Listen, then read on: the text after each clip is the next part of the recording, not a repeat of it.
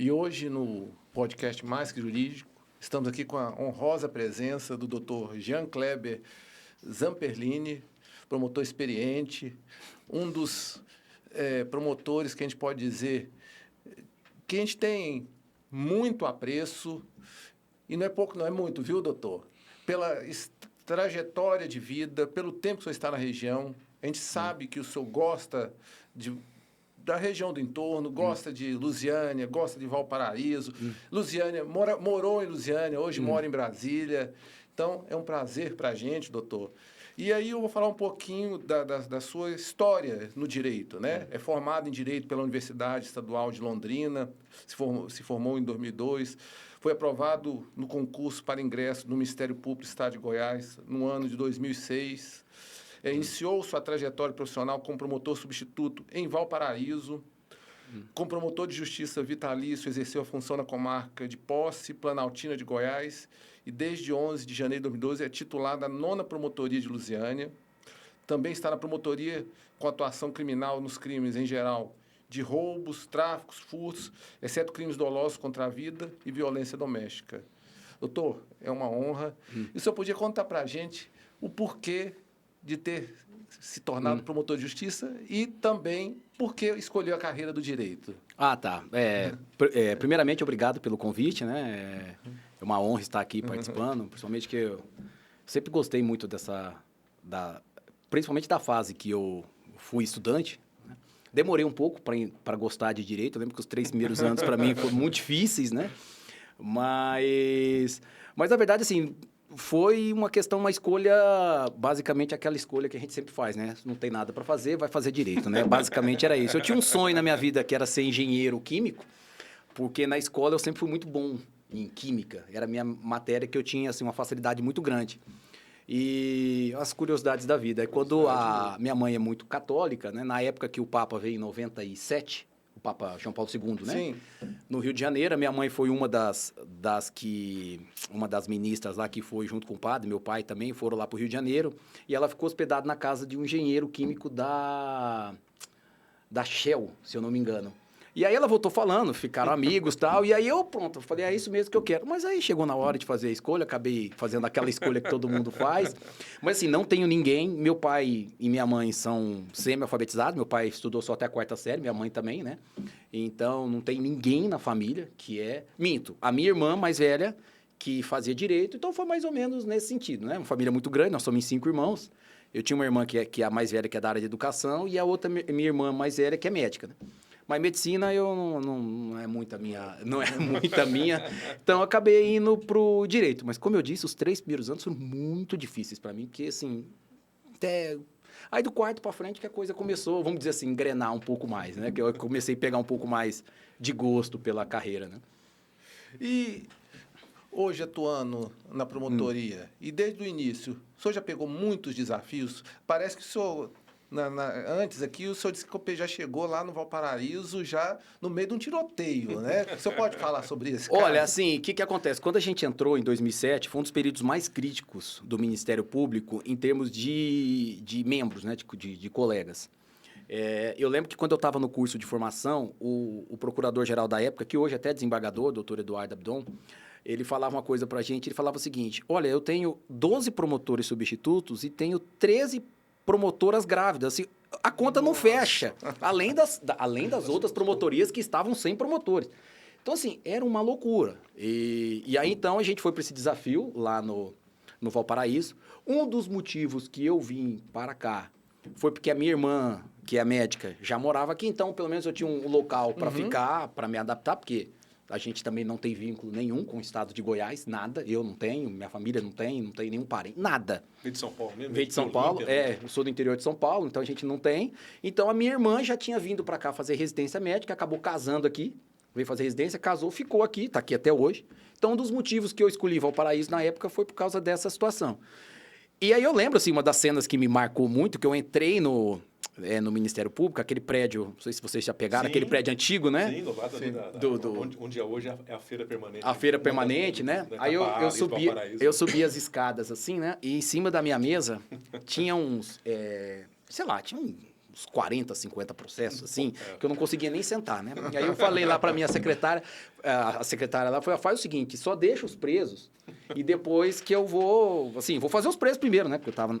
Aí ela falou, não, doutor, esses aqui são os presos, os outros estão aqui. Aí ela abriu o gaveta, tinha mais de 600 processos com vista, era um negócio, assim, era surreal. Era surreal o entorno.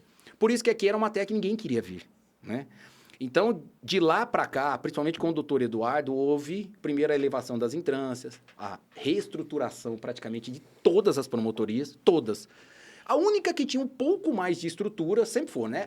Era a de Lusiânia e a de Formosa. Sempre tiveram um pouco mais de estrutura. Mas as Valparaíso, Cidade Ocidental, Novo Gama, Águas Lindas, Santo Antônio Descoberto, era um caos. Então, porque ninguém queria, né? Então, a gente veio para esse desafio. Aí, logo que eu assumi, depois me pediram para ficar com Lusiânia. Então, eu ficava um pouco em Valparaíso, um pouco em Lusiânia. Aí, voltei para o Valparaíso. Fiquei lá ainda no ano de 2007. E, na época de 2007 para 2018, não havia recesso ainda, né? Tinha aquela questão do recesso. Sim, sim. Eu fiquei sozinho com Valparaíso e Lusiânia durante 45 dias, com 5 juízes trabalhando. Então, assim, eu conto essas coisas, assim... não, mas é legal, porque isso te dá uma casca, te cobra muito fisicamente e mentalmente. Mas você tinha acabado de entrar, você é novo, você aguenta. A verdade é essa. É um promotor raiz. O promotor você aguenta. Mas eu aguentei até fevereiro. Aí, em fevereiro de 2008... Aí tiveram umas novas mudanças lá E aí pintou a possibilidade de eu sair. Eu falei, eu preciso sair daqui, porque senão ninguém aguenta. Você não aguentava. Assim, era todo dia, audiência, processos complicados, muita demanda, problema no presídio de Valparaíso, que era um caos aqui, presídio de Valparaíso. Hoje, então, assim, tudo isso junto, você chega uma hora e fala, não, você precisa um pouco de ir pro interior. Por isso que eu fui para Posse. Eu atuei lá, primeiramente, como substituto, um período. Depois eu titularizei lá. Eu fiquei quase 3 anos lá em Poço. Lugar que eu tenho, assim, as melhores lembranças da minha vida profissional, pessoal, são em Posse. E eu só saí de lá por questões pessoais mesmo, de voltar para o entorno, porque depois a minha esposa acabou conseguindo uma permuta. Ela é servidora federal e trabalha em Lusiânia também, né? É chefe do cartório eleitoral lá de Lusiânia. Então, aí eu retornei para o entorno. Mas a minha ideia, a princípio, não era mais voltar para cá, né? Mas por questões familiares, acabei retornando e, assim, aí depois eu fui para Lusiânia, né? Mas Lusiânia sempre teve mais estrutura, já há muito tempo. Sim. Então, nunca foi esse caos todo, assim. Podia ser, talvez, na época do Jefferson, né? Doutor Jefferson. Talvez na época dele, sim. Mas, assim, na época que eu entrei... Só te cortando aqui, eu já quero fazer um convite pro doutor Jefferson vir aqui participar do nosso podcast. Sim. Já tá aqui, já. Não, decano, pode chamar. O decano, pô. Nosso decano é. lá, entendeu? Então, precisava... Porque ele, por exemplo, ele respondeu por todas as comarcas ao mesmo tempo, né? Nossa. Porque só havia Lusiânia. Verdade. Só havia Lusiânia. Então, Águas Lindas pertencia, né? Às vezes os mais jovens não sabem disso, né? Mas Águas Lindas não era comarca. Era um distrito de Lusiânia. Santo Antônio Descoberto era um distrito de Lusiânia. Então, o Jefferson fazia todos esses processos. Então, ele pegou essa fase mais... né? Densa, né? Densa. Quando eu entrei, Lusiânia já tinha um pouco mais de... Já tinha uma boa estrutura de trabalho. O prédio estava quase... O prédio já estava quase pronto, aquele prédio que a gente tem hoje e tal, aquele antigo. Então, assim, tinha uma estrutura, mas era única também. O restante era... Nessa época, doutor, era todos os processos físicos? Tudo físico. Tudo físico. Ele não tem noção do que é processo físico, não. Ele não conhece nem máquina de fotografar. Mas, assim, entrando um pouquinho nessa questão, sei que não estava na pauta, mas a questão do processo físico, a única saudade que eu tenho do processo físico é o tempo que a gente tem de reflexão. Porque no processo físico ele te permitia refletir um pouco mais sobre o processo. O processo digital hoje, você não tem condição. Você manda o processo vai... Tem processo que chega 3 vezes ao mesmo tempo. Você pega, volta, aí você despacha de novo, volta. 3 vezes no mesmo dia. Mas como é que você reflete sobre isso? Você acaba virando uma coisa muito automatizada. Então, eu acho que isso a gente perdeu. Graças a Deus, hoje a situação é bem melhor. O número de processos criminais tem diminuído, principalmente por causa da questão hoje dos acordos de não persecução penal. Então, isso tem tirado muitos processos, né? Que invariavelmente, né? Porque a gente não tinha nenhum mecanismo de terminar esses processos mesmo, como, por exemplo, não tem na violência doméstica, né? Que é uma das coisas que, às vezes, é uma discussão eterna, isso daí, é uma discussão muito complicada, complexa, né? De não ter nenhum mecanismo de de não persecução dentro da violência doméstica, mas nos processos criminais comuns a gente tem. E hoje, praticamente... Porque, assim, assim, precisa ser sincero, o pessoal fala muito questão de criminalidade, mas 80% ou 90% das pessoas que cometem crime, comete uma vez só. É verdade. É verdade. Entendeu? Então, assim, hoje eu vejo, por exemplo, você pega um sujeito dirigindo embriagado. O sujeito está preso lá, ele foi preso, foi para uma delegacia, pagou uma fiança, o carro dele ficou apreendido porque estava com IPVA, deu 30 dias, ele está dentro do meu gabinete. O olho dele está assim. Eu falo, pô, mas o Estado funciona assim. Eu falo, meu amigão. Você, 30 dias você tem que resolver a sua vida. E aí ele fica assustado com a velocidade que o Estado dá essa resposta, né? É uma situação nova.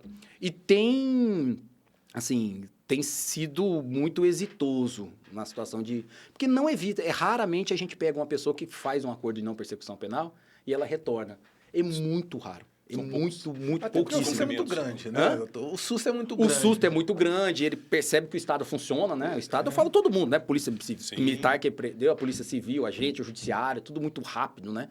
Então, é uma das coisas que melhoraram muito, principalmente na área que eu trabalho, que são os crimes em geral, né? Na violência doméstica, o pessoal tem essa questão, mas aí é uma questão de política mesmo, de Estado, de que, de fato, a tolerância não se permite, né? Nenhum tipo de mecanismo de, vamos dizer assim, não é descriminalização, mas um mecanismo de não aplicação de pena, né? Se você fazer um acordo antes com a pessoa. Sim. Mas é uma questão, que eu sempre digo, é política de Estado, né? Como o STJ fez agora recentemente a política de Estado, né? Que as polícias criticam muito, que é a questão de estender o ANPP para o tráfico privilegiado. Porque pela lei não pode. Então foi por decisão judicial, né? Porque a pena vai até 5 anos, né? Eu não sabia disso. Eu fui saber disso no ANPP. Quando eu vi lá, falei, mas ele está tendo benefício da lei no ANPP de tráfico privilegiado. Aí que me passaram a informação que era uma determinação, uma decisão do STJ. Do STJ. Então, assim, é uma política de Estado. Quer dizer, na verdade, não é uma política de Estado, é uma política judicial de se estender esse benefício ao crime de tráfico de drogas que a gente não tinha, né? Aí a gente entra em situações muito complexas, porque, de fato, hoje é uma situação... Assim, quando houve a mudança da lei, em 2006, né, que foi a mudança do tráfico de drogas, ela de fato, ela diminuiu muito a efetividade penal em relação ao traficante. Porque até 2006, a pessoa cumpria necessariamente 2 anos em regime fechado, que eram 3 anos de pena, tinha que cumprir, era crime hediondo, tinha que cumprir lá os 60 e poucos %. Então, ele pegava a pena mínima, era 3 anos, mas era 2 anos fechado. 2 anos fechados. E tinha a questão da não progressão de crime hediondo. Então, caiu tudo, né? Em 2006 veio a decisão do Supremo, que falou que era inconstitucional. Aí, em 2006, veio a mudança da lei e criou a figura do tráfico privilegiado. E aí, depois vieram as decisões subsequentes do Supremo, falando que o tráfico privilegiado não era crime hediondo. Em suma, tudo isso foram questões que modificaram bastante hoje, principalmente a minha atuação no tráfico de drogas, e é onde hoje, para mim, assim, é onde que existe a maior celeuma política hoje para se resolver, é justamente que lado essa coisa vai. Porque, vamos ser sinceros, um furto qualificado, a pena é maior do que no tráfico de drogas. Que é um absurdo. Exatamente. Então, assim, é uma questão que tem que ser debatida, tem que ser, né? A gente, como eu sempre disse, sou promotor de justiça, mas tem que aplicar a lei o que lá em cima manda, né? Gostando ou não gostando, isso aí é uma questão, mas é uma mudança de característica, principalmente no tráfico de drogas, né? Então, é uma indicação judicial muito clara, né? Mas eu acho que isso veio muito também por causa da lei de 2006, né? Que mudou a lei. Né? Assim como quem atuava na área criminal também, por exemplo, em 2008, quando houve aquela reforma da parte lá da prisão preventiva, prisão provisória, tal, em 2008, eu brinco, aquilo lá ele acabou com um advogado criminalista varejista, né? Porque antigamente como é que funcionava? O juiz, vocês não vão lembrar disso, mas o juiz chegava um auto de prisão em flagrante, o juiz olhava e falava assim, tudo ok, homologo, aguarde-se inquérito policial. E o cara fica preso. Se o advogado não fosse lá e ingressasse com pedido, o cara ficava preso. Até lá na denúncia, uma instrução, né? Então, os advogados tinha muita rotação por causa disso, porque tinha que necessariamente fazer um pedido. Em 2008 acabou, porque aí começou a exigir do juiz a avaliar essa situação inicialmente, né, do tráfico da prisão, né, a necessidade ou não de ele continuar a responder o processo preso. E aí depois foi a evolução para chegar na audiência de custódia. Na audiência de custódia, né, que veio depois. Então, todos esse processo que eu peguei quase 20 anos de Ministério Público, né, 18, né, completei. Então, uma trajetória interessante, assim, principalmente para os mais novos, né, a moçada que está estudando que não pegou essa fase, né. Eu sou da fase, não sei, se vocês chegaram a fazer júri antes dessa reforma. Não, não cheguei. Não. Como é que é? Eu sou da época do libelo ainda. Eu falo isso para os colegas. Eu sou da época do libelo, crime acusatório. Você chegava lá no júri, você tinha que pegar o processo e falar assim, olha, que antes começava lá, fazia saudações, pegava lá, você tinha que fazer um libelo com o que você ia, quais eram as teses do Ministério Público. Então, o Ministério Público provará que o fulano de tal, no dia tal, tantas horas, cometeu o crime. Era libelo, crime acusatório. Então, eu fiz isso. Aí depois acabaram com... Aí nessa reforma de 2008 acabaram com isso também, né? Mudaram também a questão dos jurados, né? Teve uma mudança também na questão... Eu cheguei a fazer júri em Lusiana, em 2007. Ficava impressionado, assim, ser novo, ainda inexperiente. Aí, de repente, a pessoa levantava o jurado, ia pegar um café, voltava, sentava. O cara sentia em casa, né? Aí conversava com ele, falou, não, eu sou jurado há mais de 20 anos, 20 e poucos anos. O cara sentia em casa, pô. Tinha carteirinha, né? Não, mas e era motivo de orgulho. Sim, a pessoa tinha carteirinha de jurado, era motivo de orgulho dela.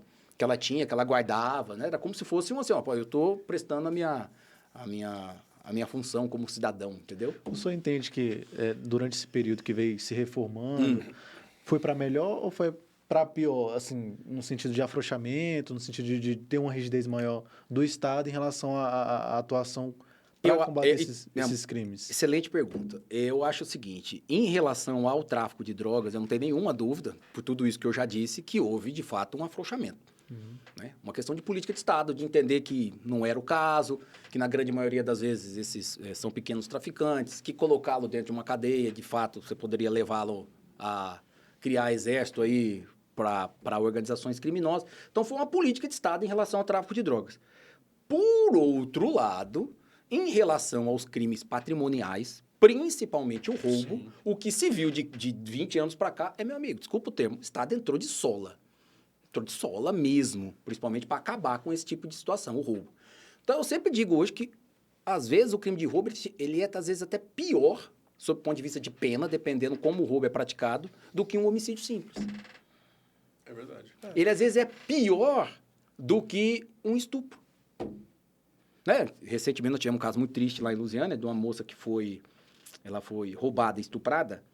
E aí, no final da pena, a diferença do estupro para o roubo foram de 6 meses. Aí eu comentei para a doutora Luciana, eu falei, doutora, não que está errado, não, é questão do que está na lei.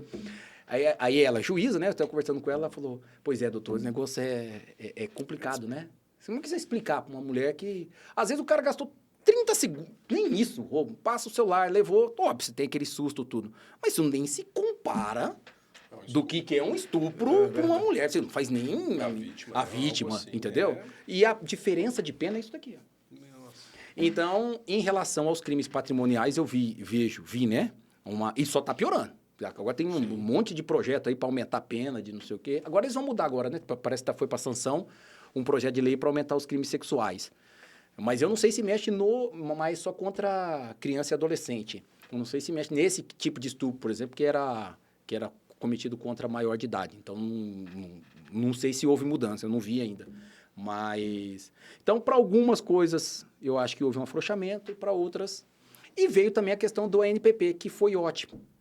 Porque, assim, é a ideia de você oferecer para a pessoa a possibilidade dela não ser processada mediante algumas condições. E mais precisamente, é o seguinte, é uma ideia mais americanizada de processo. Americanizada no sentido utilitarista.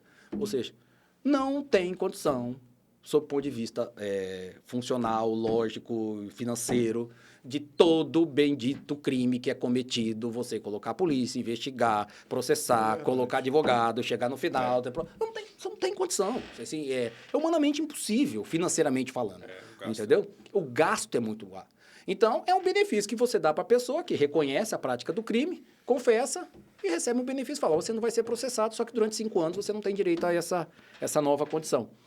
E aí você tirou hoje... eu calculo, na minha vara, lá na minha promotoria, mais de 50% dos processos, dos autos de prisão em flagrante e dos inquéritos que são enviados, a gente encerra dentro do ANPP. E é uma resposta rápida, né? Porque o cara já vai ser, de certa forma, vai ter uma reparação ali naquele momento, que só teria ao final do processo. É mais célere até, às vezes, para a vítima, para ter um ressarcimento para ela.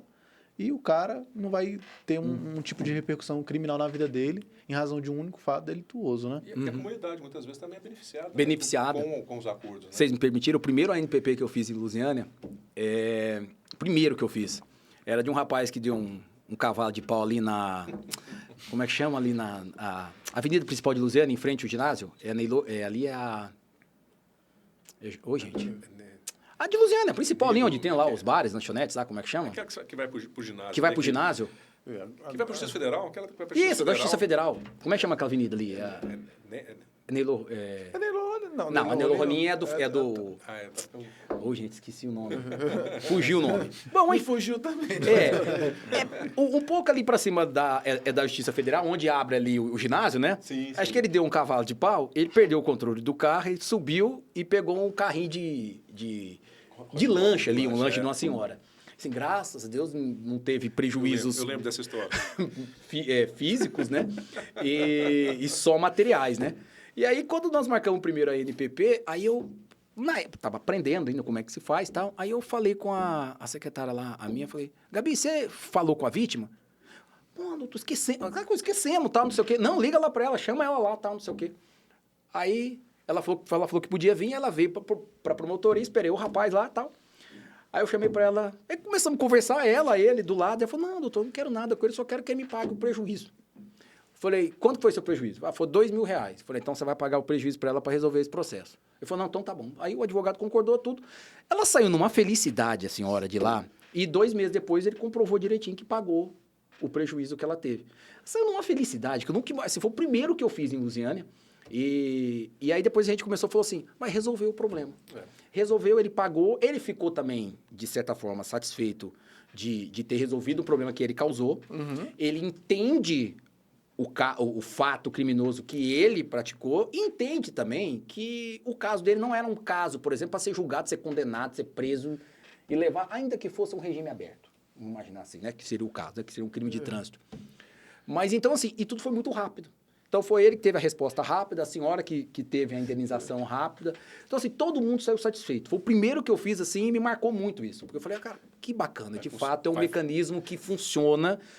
Óbvio que tem crimes que a gente não consegue acordo por razões óbvias, né? Tipo, homicídio culposo no trânsito. Como é que você chega num acordo com a família da vítima que, né, em razão de uma... Esse é quase impossível. Eu só consegui fazer um até hoje na minha... Mas foi por uma questão muito circunstancial, excepcional. O rapaz foi preso, teve que pagar uma fiança altíssima. Aí a família precisava de dinheiro, contratou um advogado, viu essa fiança e falou, doutor, se ele liberar a fiança, a gente aceita e tal. Então, foi por isso. Mas foi por várias circunstâncias. Mas, em regra geral, a gente não... É um crime que dificilmente dá acordo. Mas essa é uma questão óbvia, né? O homicídio culposo é um negócio complicado. Né? Mas, nos demais casos, a gente geralmente consegue. E uma das condições que eu coloco, principalmente em crime de trânsito, é a reparação da vítima, o prejuízo que causou, se bateu no carro, vocês perdem controle, derruba um muro, seja lá o que for. Tem que ressarcir. Isso aí, para mim, é condição. Eu abro mão até de qualquer outro tipo de prestação pecuniária para ajudar depois uma entidade. Mas a reparação da vítima, para mim, é indiscutível. Nem entro nesse acordo, entendeu? E ele é essencial, né, doutor? Porque acaba... Aquela pessoa que não é o cliente mesmo do presídio, isso aí já deixa ele assustado. Se ele passar um dia na CPP lá, no outro dia ele sai de lá, mas ele sai correndo e quer fazer o acordo e quer ressarcir a vítima. E o senhor deve ver muito isso, né? Não, você falou, e eu geralmente pergunto, quando eu tô lá, principalmente esses dirigir embriagado, né? Que infelizmente é uma maior parte dos nossos processos. Eu olho lá e eu vi que ele desceu pro presídio, né? Porque teve que fazer audiência de custódia. Aí eu pergunto pra ele, e aí, meu amigo, como é que foi lá a tua experiência no... Deus me livre, eu não quero um lugar daquele pra mim nunca mais. A estadia. Eu não quero um negócio daquele nunca mais. Porque, de fato, é uma experiência traumática pra quem não é daquele ambiente. Quem já frequentou unidade prisional, quem já fez visitas, como eu fiz durante muito tempo, infelizmente, assim, por mais que existam pessoas... Uma vez eu fiz um júri com o meu xará, doutor Jean, que é até advogado trabalhista, que é pastor, né? Sim. Uma pessoa, nossa, adoro ele de paixão, uma pessoa muito inteligente, muito culta, né? E ele é da tese que ele acha que, assim, que de fato todo mundo tem um dia uma chance de se eu falei para ele, de se redimir. Eu falei, doutor, assim, com o tempo que eu tenho de cadeia, olha, eu confesso que tem umas pessoas lá que eu não acredito. Infelizmente, eu não acredito. É a minoria, isso eu posso deixar claro. É a minoria, mas existem pessoas que, de fato, elas não conseguem mais viver em sociedade. Aquele ambiente para ela, o ambiente carcerário, é um ambiente que ela se sente à vontade. E ali, né, o cara comanda, o cara domina, o cara tem... O cara vive dentro daquele lugar que ele se acostuma. É um negócio muito maluco. E ele não consegue mais sair, ele não consegue respeitar a regra, o cara não consegue respeitar o patrimônio do outro, não consegue respeitar a integridade do outro. Então, por quê? Porque quem passou por um dia dentro da cadeia fala, pelo amor de Deus, não quero voltar para um lugar desse nunca mais. Né? Que é a maioria. É a maioria. Por isso que eu sempre digo isso. Cadeia não regenera ninguém. Fala, vocês que não sabem. Fica lá para você ver se não regenera ninguém.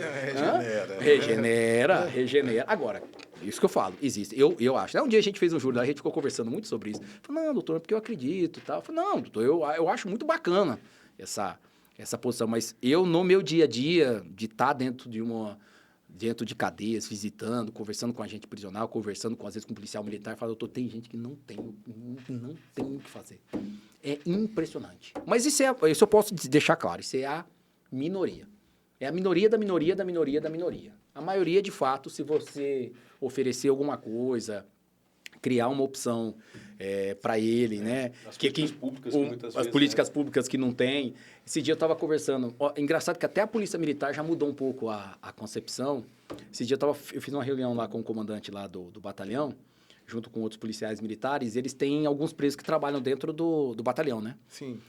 E esses, obviamente, que já estão quase no final da pena, que assim não faz sentido nenhum para a pessoa fugir, tem uma periculosidade baixa, né?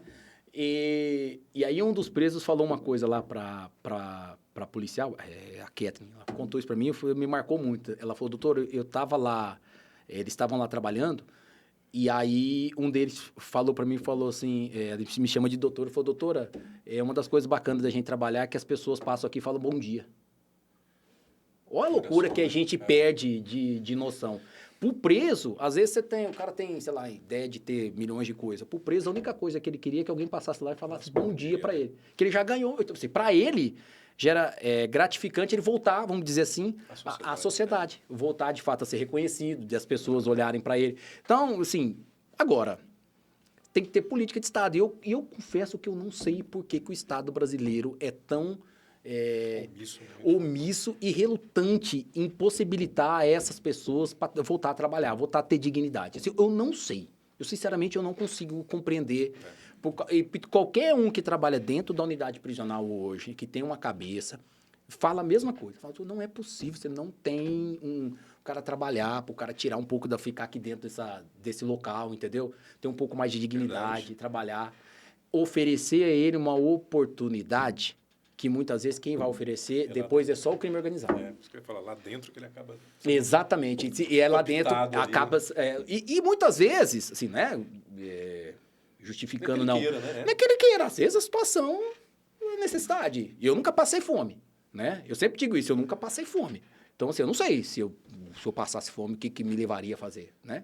Eu sempre penso sobre isso, entendeu? É uma coisa... Né? Um filho, exatamente. Eu nunca passei fome. Então, a gente sempre tem que analisar essas situações. Então, às vezes o sujeito está lá com problema, tá? Então, agora, eu sempre digo, isso é exceção. Tem muitos lá que, de fato, olha... Se profissionalizou, né? Profissionalizou, tem muitos. Mas tem muitos que... E quem está lá todo dia sabe. A pessoa que está lá dentro do sistema carcerário, o pessoal que trabalha lá, de fato, com uma visão mais humanizada do preso consegue reconhecer quem é um sujeito que está apto a poder fazer um... Ah, doutor, mas pode acontecer um dia um fulano pediu uma vaga e fugiu. Você vai ver, é 1 em 1 milhão. Isso só justifica o fato de que o programa funciona. Entendeu? As pessoas reconhecem. As pessoas, quando passam e vêem um preso trabalhando, falam, pô, que bacana, o cara não tá lá sem fazer nada, tá aqui contribuindo de alguma forma, né? Existe um projeto aí, eu até falei outro dia com o prefeito de Lusiana, o Diego, ele me falou que existe um projeto, mas parece que para você receber recursos do governo federal, você teria que criar uma secretaria, alguma coisa, para eles poderem trabalhar com obra pública, né? Poder fazer... Então, eu só acho que, assim, é muito tempo. Pô, tem 20 anos que eu tô nisso, as pessoas não evoluem, sabe? É um negócio muito passo de tartaruga. Sabe? Eu acho que é uma... Tá, essa discussão toda, essa questão das organizações criminosas, para mim, é um dos passos, para mim, primordiais que deveriam ser feitos. É atuar dentro da unidade prisional, tirando essas pessoas, assim, de fato, de integrar, dar uma opção para elas, entendeu? Porque eu sempre digo, né? Viver sob o domínio do Estado é muito melhor do que viver sob o domínio de facção. É verdade. Entendeu? Eu sempre digo isso. Eu sei que, infelizmente, algumas pessoas romantizam isso, televisão romantiza isso, mas eu prefiro viver sob o domínio do Estado. Ainda que ele seja omisso em alguns lugares, ainda que a pessoa reclama um pouco, pode reclamar como é que é o tratamento da polícia aqui ou colar, mas eu prefiro. Não tem nenhuma dúvida disso. E eu tenho certeza, se você perguntar para a pessoa que mora lá também, ela gostaria, né? Tanto que, me parece que as pesquisas deram 80%, né, dessa operação do Rio de Janeiro lá, que foram favoráveis. Porque é óbvio. Isso aí é uma questão para mim muito óbvia. A sociedade já está cansada, né? Cansada. Doutor, de tanta bandidagem, dessas coisas, desse absurdo que a gente vê cometer. E eu sei que é polêmico, mas pegando todos esses que... A maioria dos que foram assassinados, tinha gente que estava com um fuzil na mão, né? Teve gente com fuzil na mão. A gente até brincou aqui... Drones que parecia que os drones que estavam ali na guerra da Rússia com a Ucrânia ali, né? Drones com bomba. Desses que foram assassinados lá... eu duvido que se alguém falasse, devolve seu fuzil aqui, entregue seu fuzil... Eu duvido se ele entregaria, se não fosse da forma como foi feito, é óbvio, né? Eu sei que a gente tá fugindo da pauta aqui, né? Eu falo demais, vocês perceberam, né? Mas, assim, uma das poucas coisas que eu vi, pelo menos as pessoas falando, é que quem foi contra a operação falava que a operação tinha que mirar a Faria Lima, né? Uma das coisas que eu ouvi muito, né? Eu fiquei pensando assim, eu falei, a Faria Lima é um tipo de investigação. A questão do Rio de Janeiro é dominação territorial, cara. Dominação territorial é guerra. É guerra. O cara tomou um espaço que era teu.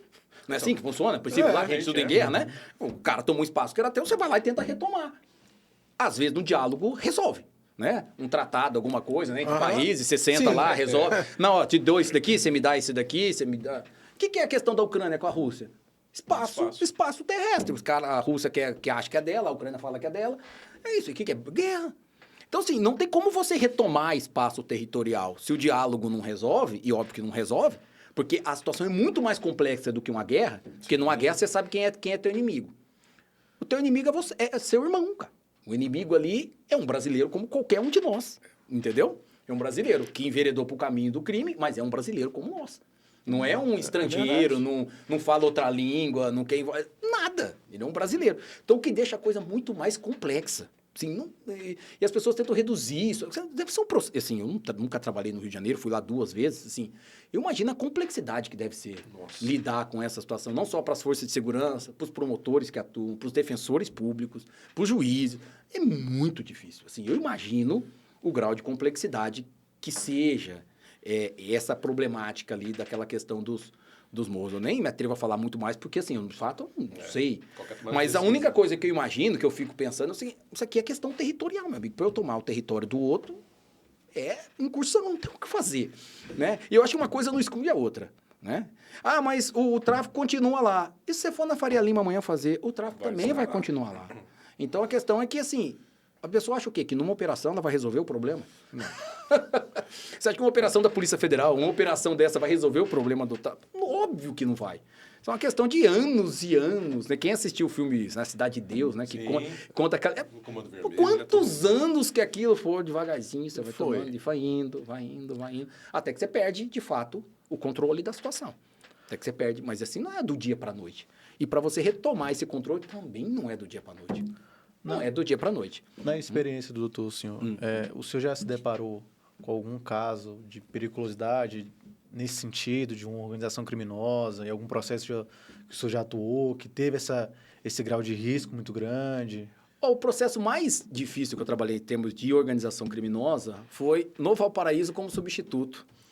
Foi uma operação da Polícia Civil do DF, e eles prenderam, segundo a polícia, ela era um mega traficante e tal, não sei o quê, e era o traficante, você não vai lembrar disso, né? Você não vai lembrar disso, mas lembra da Merla? Sim. Famosa Merla.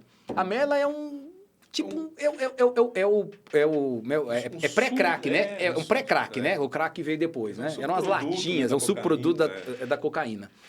E aí disse que era um mega traficante, fizeram apreensão, ele já tinha umas linhas de ônibus clandestinas, na época ainda a coisa era meio, 2007 era meio desregulamentada aqui, né? Sim, ele tinha linha de ônibus, tinha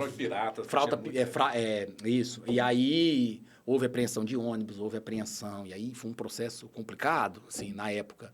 E foi assim, aí a Polícia Civil vinha toda hora falar comigo, falava, tô tentando tomar cuidado, que esse pessoal é tudo perigoso, não sei o quê. Eu falei, não, beleza. Tinha meses de Ministério Público. Meses. E aí eu falei, não, beleza. Tá. Aí fizeram aquele esquema de guerra para fazer audiência, fecharam, a Polícia Civil veio. Aí chega o cidadão. O cidadão devia dar 1,40 m, mais ou menos assim. Eu olhei pra cara dele e falei, não é possível, cara. Falei, mas enfim. É o Zé Pequeno. E aí, processo. Eu fiz lá a primeira parte e depois eu saí, né? Então eu não sei o que transcorreu. Depois eu encontrei o advogado disse que acabou sendo. Ele foi absolvido depois, né? Do processo lá em cima. Porque, de fato, era o seguinte, eram várias chácaras onde encontraram o laboratório, a chácara não era dele, era aquela coisa de terceiro, pra você provar, era complicado mesmo, não era um processinho. Mas foi, assim, um dos mais difíceis que eu peguei, e peguei o prenúncio, um pouquinho que startou depois a Monte Carlo, que foi aquela operação da questão dos bingos, eu peguei uma em Valparaíso em 2007, que foi a Polícia Federal que fez também, a gente fez um trabalho muito legal lá. Lembro que na época a gente prendeu muito máquina, dinheiro e tal. Tanto que depois na Monte Carlo, quando eu tive acesso, eles falam que começou com aquela operação no Valparaíso em 2007, que foi essa que eu atuei lá na época. E uma das curiosidades na época, né, que os policiais federais vinham conversar comigo, foi que quando eles fizeram lá, entravam nos bingos lá para fazer a detenção, eles eram xingados pelas senhoras, né? Porque elas falavam que estavam tirando a diversão, né? Tirando a distração. Eles falavam isso, pô, as senhoras ficavam bravas. Porque, assim, na verdade, assim, quem estava lá, a maioria eram pessoas idosas, né? Eram pessoas idosas que frequentavam esses locais, assim. Então, eles falavam essa situação, assim, era... Porque, não havia, na verdade, assim, era aquela questão social. Qual que é a tal... o quanto que a sociedade reprova aquele tipo de atuação. Mesmo ela sendo ilegal. O jogo do bicho. Mesmo ela sendo ilegal. Né? Então, assim, às vezes, uma comunidade não... Diferente, por exemplo, que eu acho do tráfico de drogas. Que a comunidade não aceita. Ela não quer. Ninguém quer uma boca de fumo do lado da tua casa. Não. Toda hora ninguém quer. Então, é diferente, por exemplo, da época do bingo. A época do bingo era diferente. Era uma situação mais... as pessoas não achavam que isso era tão... Não envolvia violência. Não envolvia violência. Os apontadores do jogo do bicho. Então, assim, tal. É óbvio que isso depois gera outras consequências. Por trás disso. Mas ali no dia a dia da pessoa não muda a vida dela, né? É o que eu sempre digo, por exemplo, só fazendo mais um parênteses aqui. Por que o nosso Código Penal, né, as pessoas falam, por que o nosso Código Penal ele é essencialmente patrimonialista? Ele protege mais o patrimônio do que a nossa integridade física, por exemplo, né? É verdade.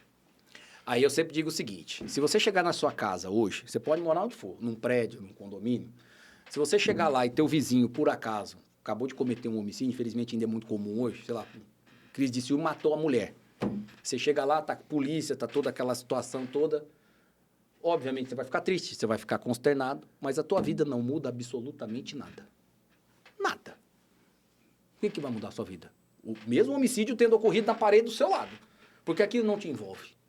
Aquilo não te atinge. Porque o homicídio, em regra geral, o que acontece? O homicídio, em regra geral, o que acontece? Há uma relação entre a vítima e o autor. Ainda que transitória, pequena, como crime de trânsito. Mas há uma relação entre os dois. Né? Em regra geral. E tem motivação. ainda que banal, fútil, você pode até não descobrir no processo, mas tem.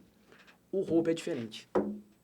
O roubo é diferente. Se você chegar em casa e você souber que a casa do vizinho foi assaltada, acabou. É reunião de condomínio, vamos fazer reunião com a polícia militar, fecha Você tudo vai aqui, aumenta a segurança, contrata a câmera. Por quê? Porque é um problema que afeta todo mundo. Mesmo, entendeu? Olha a diferença. Verdade. Por isso que o crime patrimonial, por incrível que pareça, do ponto de vista da ordem pública, que é aquele conceito genérico lá do 312 que ninguém sabe. Não sei se ninguém sabe o que é aquilo, né? Vamos ser sinceros. Ordem pública, o juiz às vezes... Por que roubo o juiz não solta? Juiz nenhum solta roubo. Eventualmente você consegue uma liberdade provisória se for um roubo simples. Eventualmente. Um roubo simples, assim, né? Sem arma, sem faca, sem nada. E o cara for primário, no simples. Porque, em regra geral, se ele for confesso, você vai pegar um regime aberto, né? Tá no limite lá, mas um regime aberto. Então, aí o juiz, às vezes, solta. Mas, meu amigo, envolveu uma faca, envolveu qualquer outro tipo de arma, é cadeia. Cadeia. Por quê? Porque ele sabe justamente o que isso impacta. Né? Você ter alguém lá no teu bairro furtando, tendo alguém no teu bairro roubando, né? A Polícia Militar sabe, ó, você pode conversar com a Polícia Militar. Eles ficam loucos, ó. Ó, recebemos informação que tem um carro branco assim assado, com 2 elementos, praticando assalto no determinado bairro. Cara, quando a polícia não pega, ela fica, porque aquilo é um transtorno para a população. O tanto que aquilo gera de insegurança para quem convive naquele ambiente. Né? Então, são questões, por isso que o nosso Código Penal é patrimonialista. Porque, de fato, é um crime que, por incrível que pareça, ele gera mais repercussão social do que o próprio homicídio. O homicídio, eu sempre digo que o homicídio é barbárie. O homicídio é barbárie, mostra o grau de civilidade de um povo.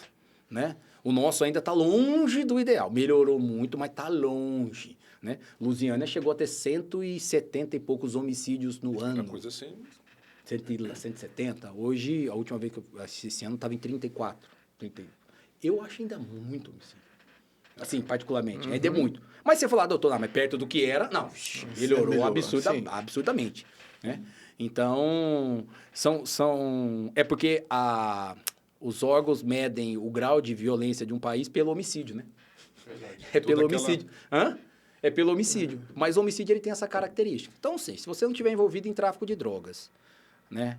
E não estiver envolvido, ou fala um homem, né? Não frequentar boteco e não discutir no trânsito, a chance tua de morrer é quase zero. Em compensação, aí eu concordo com grande parte desses movimentos, às vezes, feministas, que falam, mas a chance da mulher morrer dentro de uma relação hoje é maior do que o homem. Sem sombra de dúvida. Você não tem nenhuma dúvida disso. É verdade. Entendeu? Que ela tem a chance de morrer muito mais do que a gente. O homem morre de uma forma diferente. A mulher tem mais chance de morrer dentro do próprio lar. Então, né? Então, eu acho que... E, graças a Deus, hoje o Estado olhou para isso, né? E hoje é uma das penas mais pesadas que existe. Se não for a mais pesada, é do feminicídio. Hoje, feminicídio, meu amigo, é 20 anos fechado, sem medo de errar. O cara hoje não tem esse negócio hoje. Vai pegar lá seus 30, 35, quase 40, é cumprir 20 e poucos anos fechado. Né? E tá certo, concordo. Verdade. Ainda nessa questão do roubo, a gente estava até comentando antes de começar o podcast sobre uma situação que teve em Lusiânia, numa lotérica, sobre um rapaz que veio a falecer foi assassinado, na verdade, durante um roubo, né? Isso de repercussão. Sim. É assim, eu falo que todos os casos que eu já trabalhei, sem sombra de dúvida, esse foi o mais difícil para mim. Por toda a circunstância que envolvia o delito, né? O delito foi filmado, foi uma covardia que fizeram com a vítima lá, né? Que era o Cleito. Ele era o faxineiro da lotérica. E aí os 2 rapazes que entraram para fazer o assalto, como não conseguiram ingressar naquela parte reservada, né, que fica atrás dos guichês, acabaram agredindo ele, né? Isso é tudo filmado, começaram a agredi-lo, para ver se as pessoas que estavam lá do lado de dentro abrissem a porta para eles entrarem. E aí, infelizmente, nesse momento, um dos autores acaba efetuando um disparo contra ele, na cabeça, e ele morreu ali no local. Então, assim, foi um caso muito difícil, muito difícil. Primeiro, pela barbaridade que foi o crime de um sujeito que não reagiu. Segundo, pela própria vítima, né? O Cleiton é uma pessoa muito querida, envolvido com... movimentos de igreja, e tal. E aí foi uma comoção. Para quem estava aqui na época que lidou com isso, foi uma comoção aqui na região. Uma comoção de todo mundo. Assim, eu falo porque não só lá, mas como aqui em Brasília, as polícias pararam para pegar esses dois. Parou. Então, assim, isso, por um lado, foi bom, mas também foi ruim. Porque você perde o foco e você não faz a coisa de forma profissional. Aquele afã de querer pegar as pessoas, assim, e no bom sentido, não é no mau sentido, mas é aquela ideia de você querer pegar sem um grau de profissionalismo para levar essas pessoas a julgamento depois, pode comprometer lá na frente. Então, foi um problema muito sério. Num primeiro momento, eu não trabalhei no processo, porque por uma questão, né, da polícia, eles acabaram levando os pedidos para a primeira vara criminal, que é crime doloso contra a vida. Eu não participei da investigação, sabia, obviamente, do crime, até porque a vítima era muito amiga, assim, era de dentro da casa da minha secretária, então a gente sabia e tal. E aí, lá para o final, quando terminaram a investigação, com 2 acusados presos, um que estava na lotérica lá, que aparece nas imagens, mas que não foi o que atirou, e um outro que estava do lado de fora. Né? Esses 2 foram os primeiros processos, então chega até mim. E aí começa a batalha judicial. Porque eu falo isso, mas foi uma batalha judicial. Porque um dos acusados é uma pessoa muito conhecida lá de Lusiânia, tem recursos financeiros, então assim, era advogado em cima de advogado, trocando toda hora, era um processo difícil. Não tinha prova direta, assim, não tinha uma prova, uma testemunha que viu, falou, não tem. Era tudo prova circunstancial. Tinha muita interceptação telefônica. Então, assim, você tinha que pegar uma frasezinha daqui, pegar um negocinho daqui, juntar um negocinho daqui, um outro negócio de lá. E uma das questões que nós tivemos também, isso eu posso falar porque está no processo, está gravado, o delegado falou lá, né? Que o delegado que fez a investigação, ele usou aquela técnica, como se diz, a técnica mais antiga da polícia, talvez, né? Que é a técnica do blefar. E blefou com um dos acusados. Pode falar que foi você que fez. Falou que tinha imagens lá do posto. E, na verdade, não tinha, né? Porque é bem em frente ao posto de gasolina. As câmeras estavam quebradas. E não tinha. Então, ele conseguiu uma confissão com um advogado junto. Então, assim, depois ele tentou alegar que foi coagido, mas, pô, o cara tava com advogado. Então, assim, foi mais tranquilo de passar. Mas foi a técnica... Isso eu posso falar porque está no processo. Você pegar o processo lá hoje aqui, gravado, tá lá. O delegado falou isso em audiência. Então, blefou e conseguiu essa confissão do que estavam do lado de fora. Porque do lado de fora... Não tinha nada. Não tinha nada. Nada, assim, de imagem, de nada. Né? E foram, na verdade, as pessoas que organizaram o crime. Eram 2 pessoas que estavam do lado de fora, 2 que entraram e um motorista que deu fuga para esses 2 da lotérica. Esse rapaz que deu fuga para os 2 rapazes da lotérica, a gente nunca descobriu quem é. E eles não abriram. Nunca abriram para nós. Nunca. Então, a gente sabia quem eram os 2 que organizaram, os 2 que entraram, e tinha um 5º elemento que a gente não descobriu quem era. Não descobriu. Eles não abriram, não falaram. Então, a gente conseguiu pegar esses 2. O que estava aqui do lado de fora também, que foi um dos mentores e que de fato, regimentou o menino, que foi o que efetuou o disparo. Esse está foragido até hoje. Eu brinco que eu falo que eu só posso sair de Lusiana no dia que eu prender esse sujeito. Né? E ele já foi condenado, ele constituiu advogado, mas ele respondeu o processo todo foragido. E foi condenado, está com mandado de prisão expedido, e a gente conseguiu monitorá-lo durante um período de tempo, e a gente descobriu que ele estava em São Paulo, tal, mas depois a gente perdemos ele de vista. Então, esse rapaz ainda a gente não conseguiu pegar. E o menino que atirou, que aí foi um caso mais emocional ainda, né? Porque a gente descobriu que ele... quando a gente descobriu quem era, né? Aí a gente descobriu que, acho que a avó dele, ela já tinha trabalhado no Ministério Público como terceirizada. Era uma família extremamente, assim, estruturada, não tinha problema nenhum. Assim, e o menino se vê envolvido numa situação dessa. E aí foi um convencimento de minha parte, não, da minha colega, a Mariana, que frequentava a mesma igreja, né? O centro, junto com a mãe dele, dela me procurar para a gente começar as tratativas para ela entregar o filho. Porque o medo que ela tinha era de que o menino fosse morto. E era uma possibilidade... Até por conta da comoção que estava na cidade. Até por causa da comoção. Né? Era uma... E aí, assim, foram várias reuniões que eu fiz com ela, até ela confiar em mim, né? Basicamente é isso, até ela confiar em mim para a gente poder, então, fazer essa entrega dele. Aí ela contratou um advogado, a gente marcou, só que aí vinha um outro problema, né? Eu não podia ficar preso em Lusiana. E aí foi um outro problema, porque aí, na época eu estava respondendo por Vianópolis, E lá nós tivemos um problema, lá em Vianópolis, com um preso, uma questão com a juíza, e aquele preso estava em Lusiânia. Eu consegui tirá-lo de lá e levar para Lusiânia, porque estava tendo um problema lá com a juíza.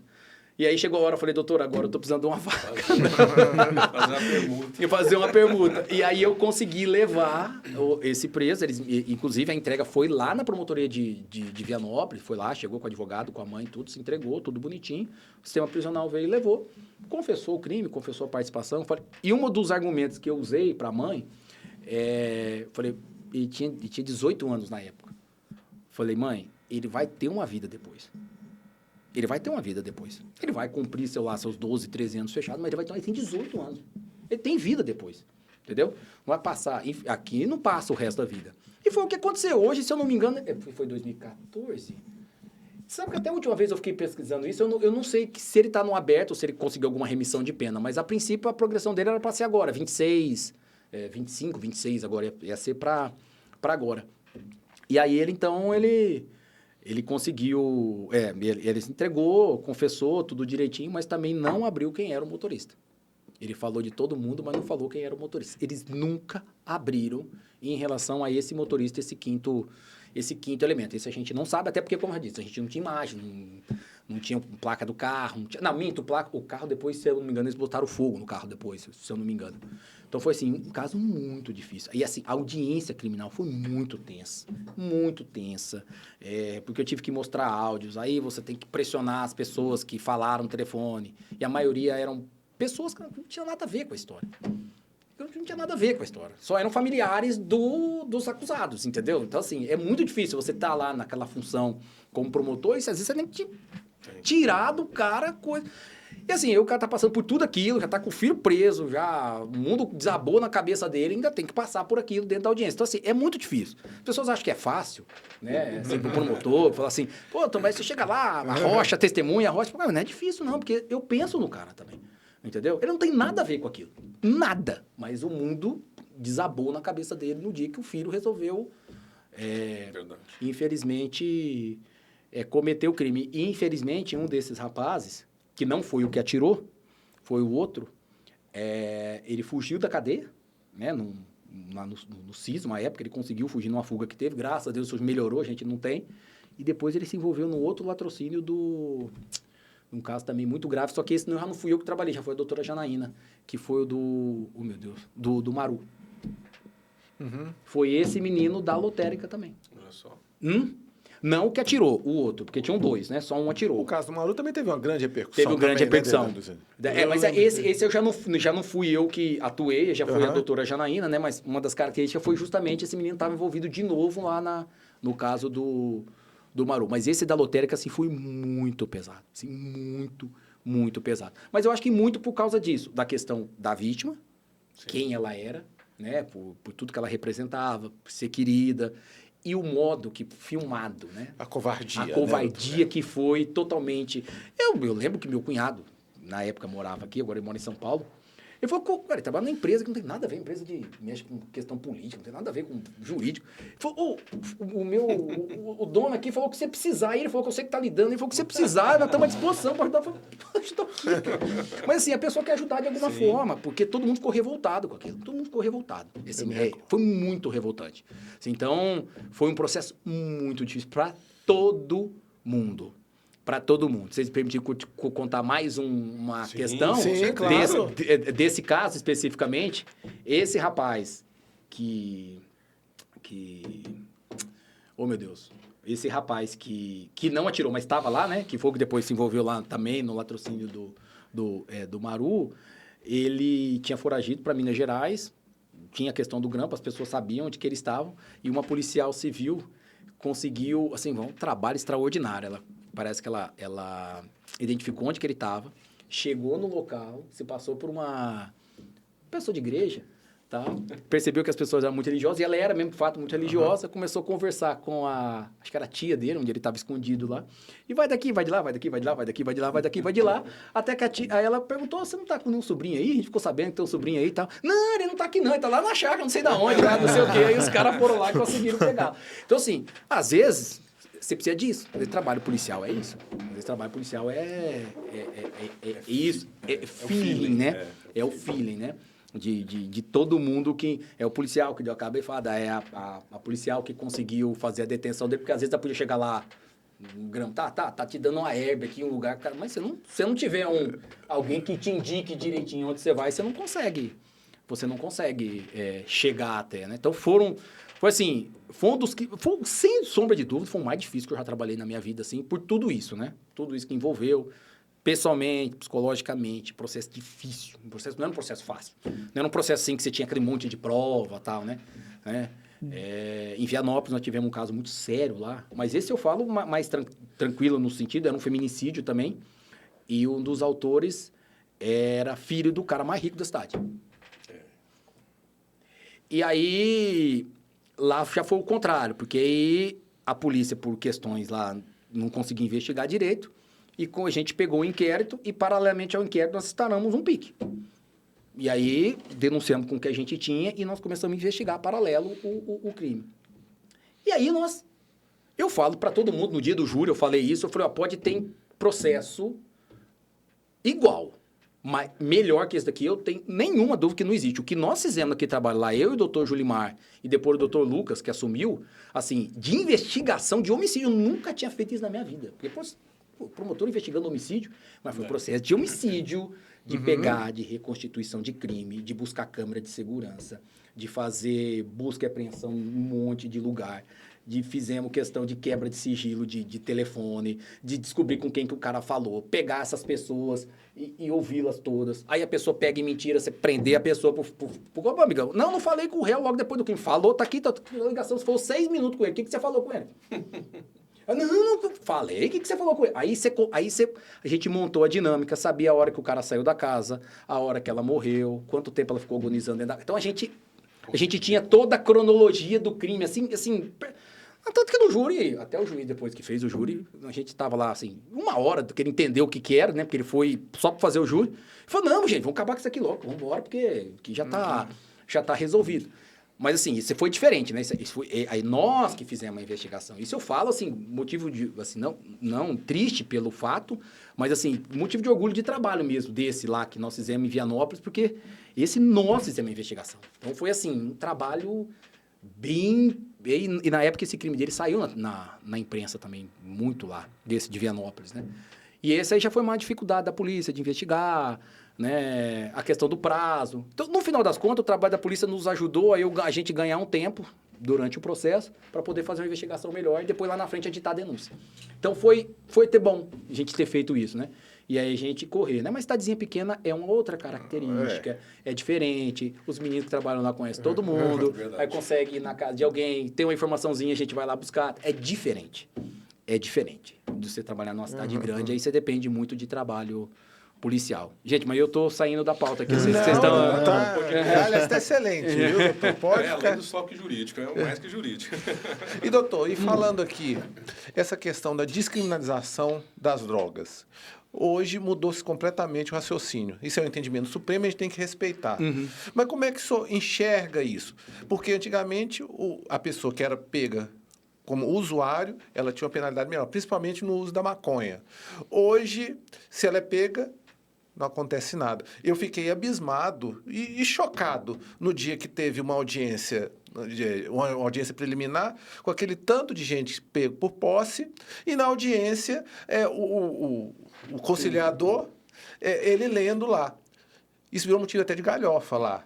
Eu achei isso um absurdo, porque essa forma como foi feita, isso acaba estimulando. E um outro caso que eu quero citar também, num condomínio que a gente presta assessoria, eles criaram uma área de lazer.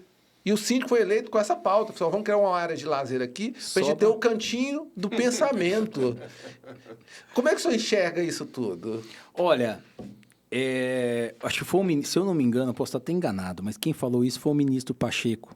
O senador Pacheco, que está até cogitado para ser ministro. Para ser ministro. Isso.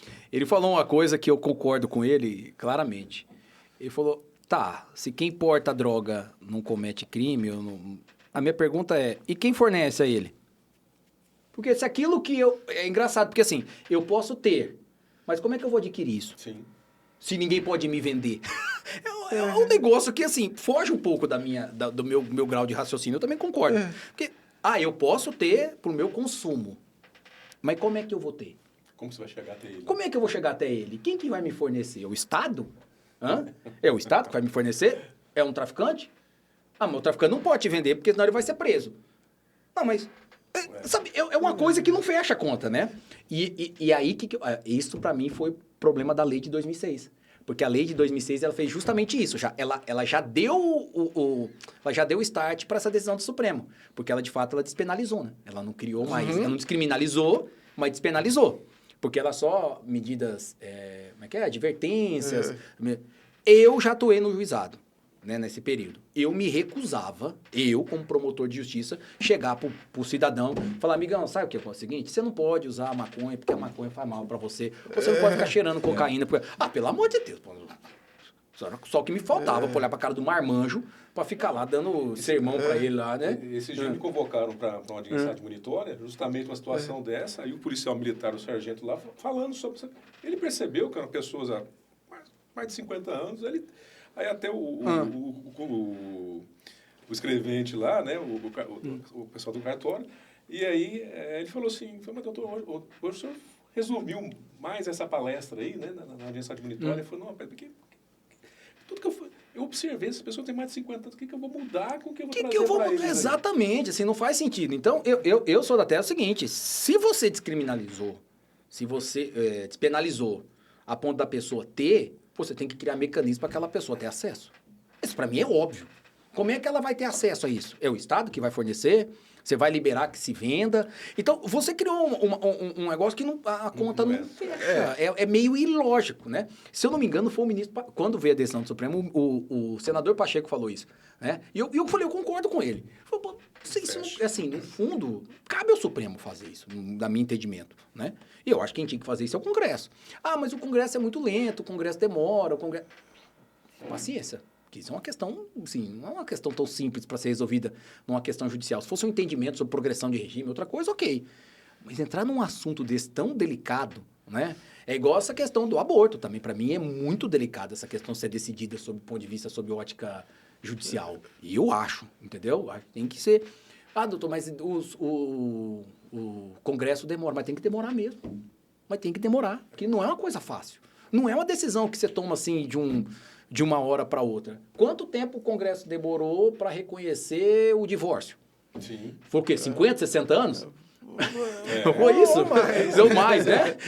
Por quê? Porque demora, porque é uma situação que tem que ser amadurecida. Ela tem que ser pensada, ela tem que ser debatida, ter lá todos os seus atores lá, nossos representantes que se debrucem sobre isso.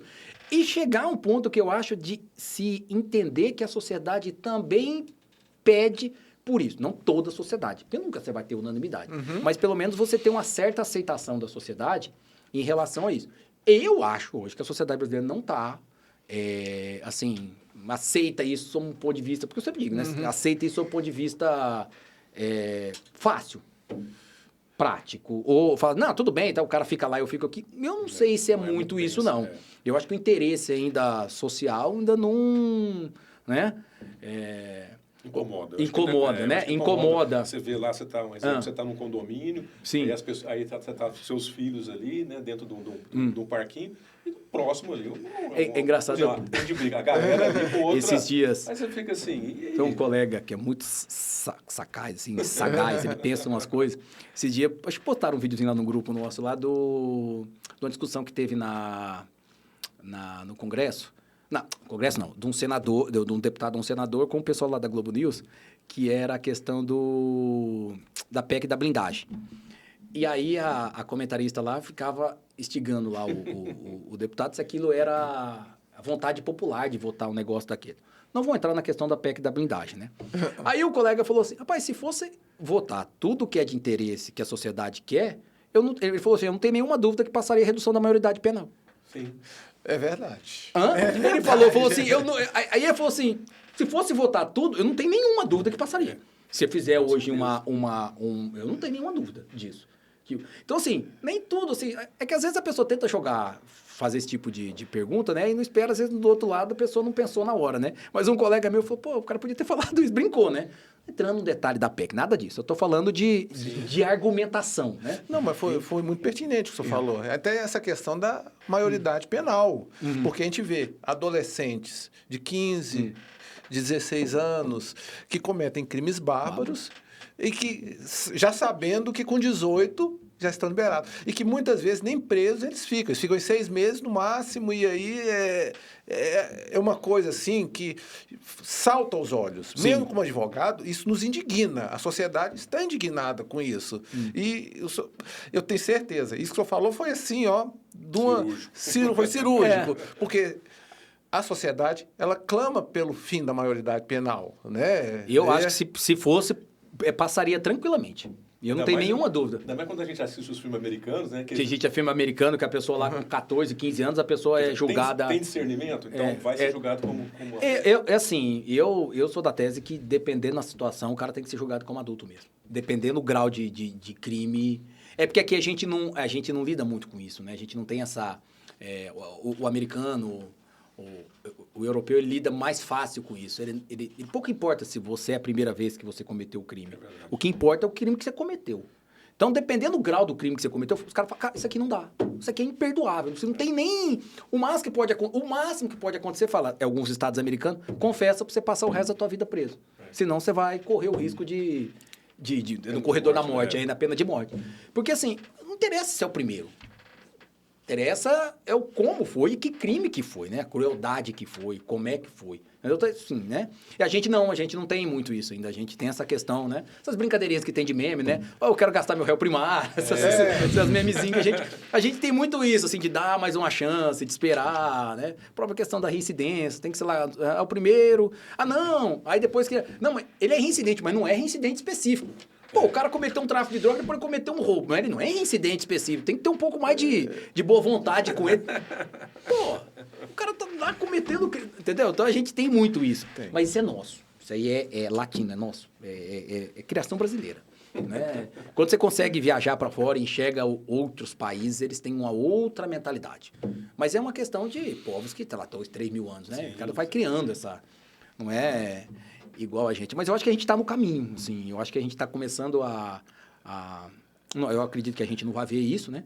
Mas, por exemplo, em relação a crime patrimonial, por exemplo, eu posso dizer, hoje em Lusiânia, assim, tirando o furto, que aí já é uma questão um pouco mais complexa, mas o roubo praticamente diminuiu muito, muito. Praticamente era quase a metade do nosso sistema prisional era de assaltantes, né? Hoje quase não tem. E Lusiânia, hein? Estou falando de Lusiânia, que se for considerada uma das cidades mais violentas do Brasil. Não tem. Posso te dizer, eu não vou dizer que tem, mas assim, é muito pouco. Lusiânia mesmo, a Lusiânia e o centro, praticamente quase não tem mais. Acabou. Aquele que a gente muito viu, né? Assalto, moto parava, o cara entrava, isso praticamente desapareceu. Desapareceu. Agora, no Ingá ainda, de vez em quando, tem... Mas a polícia de lá tem um trabalho. Quando acontece alguma coisa que foge um pouco do padrão, para voltar àquele sistema que a gente tinha, a polícia geralmente faz aquele sistema que ele chama de saturação, né? Até pegar. Então, assim, tem melhorado, né? Isso eu posso dizer que em relação a isso, olha, a gente saltou... Foi um salto com vara, não foi nem um saltinho. Saltinho não, foi um salto com vara. Melhorou mesmo. Lusiânia, nisso, hoje, olha, não, mas não só. A gente conversa com várias pessoas. Eu estava no plantão, né? Hoje, o motivo que eu atrasei. Você quase não pega mais hoje em Goiás, por exemplo, assim, flagrante de roubo. É muito raro. Muito raro. A maioria, infelizmente, hoje é violência doméstica ainda, né? É um crime muito, muito comum ainda. É violência doméstica. Mas o assalto é muito raro. Muito raro hoje.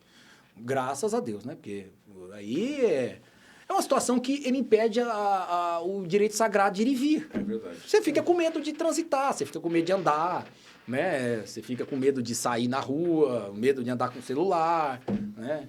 E óbvio também que foram criando um mecanismo, né? O celular hoje ele é praticamente rastreável, então, que é a única coisa que a gente tem.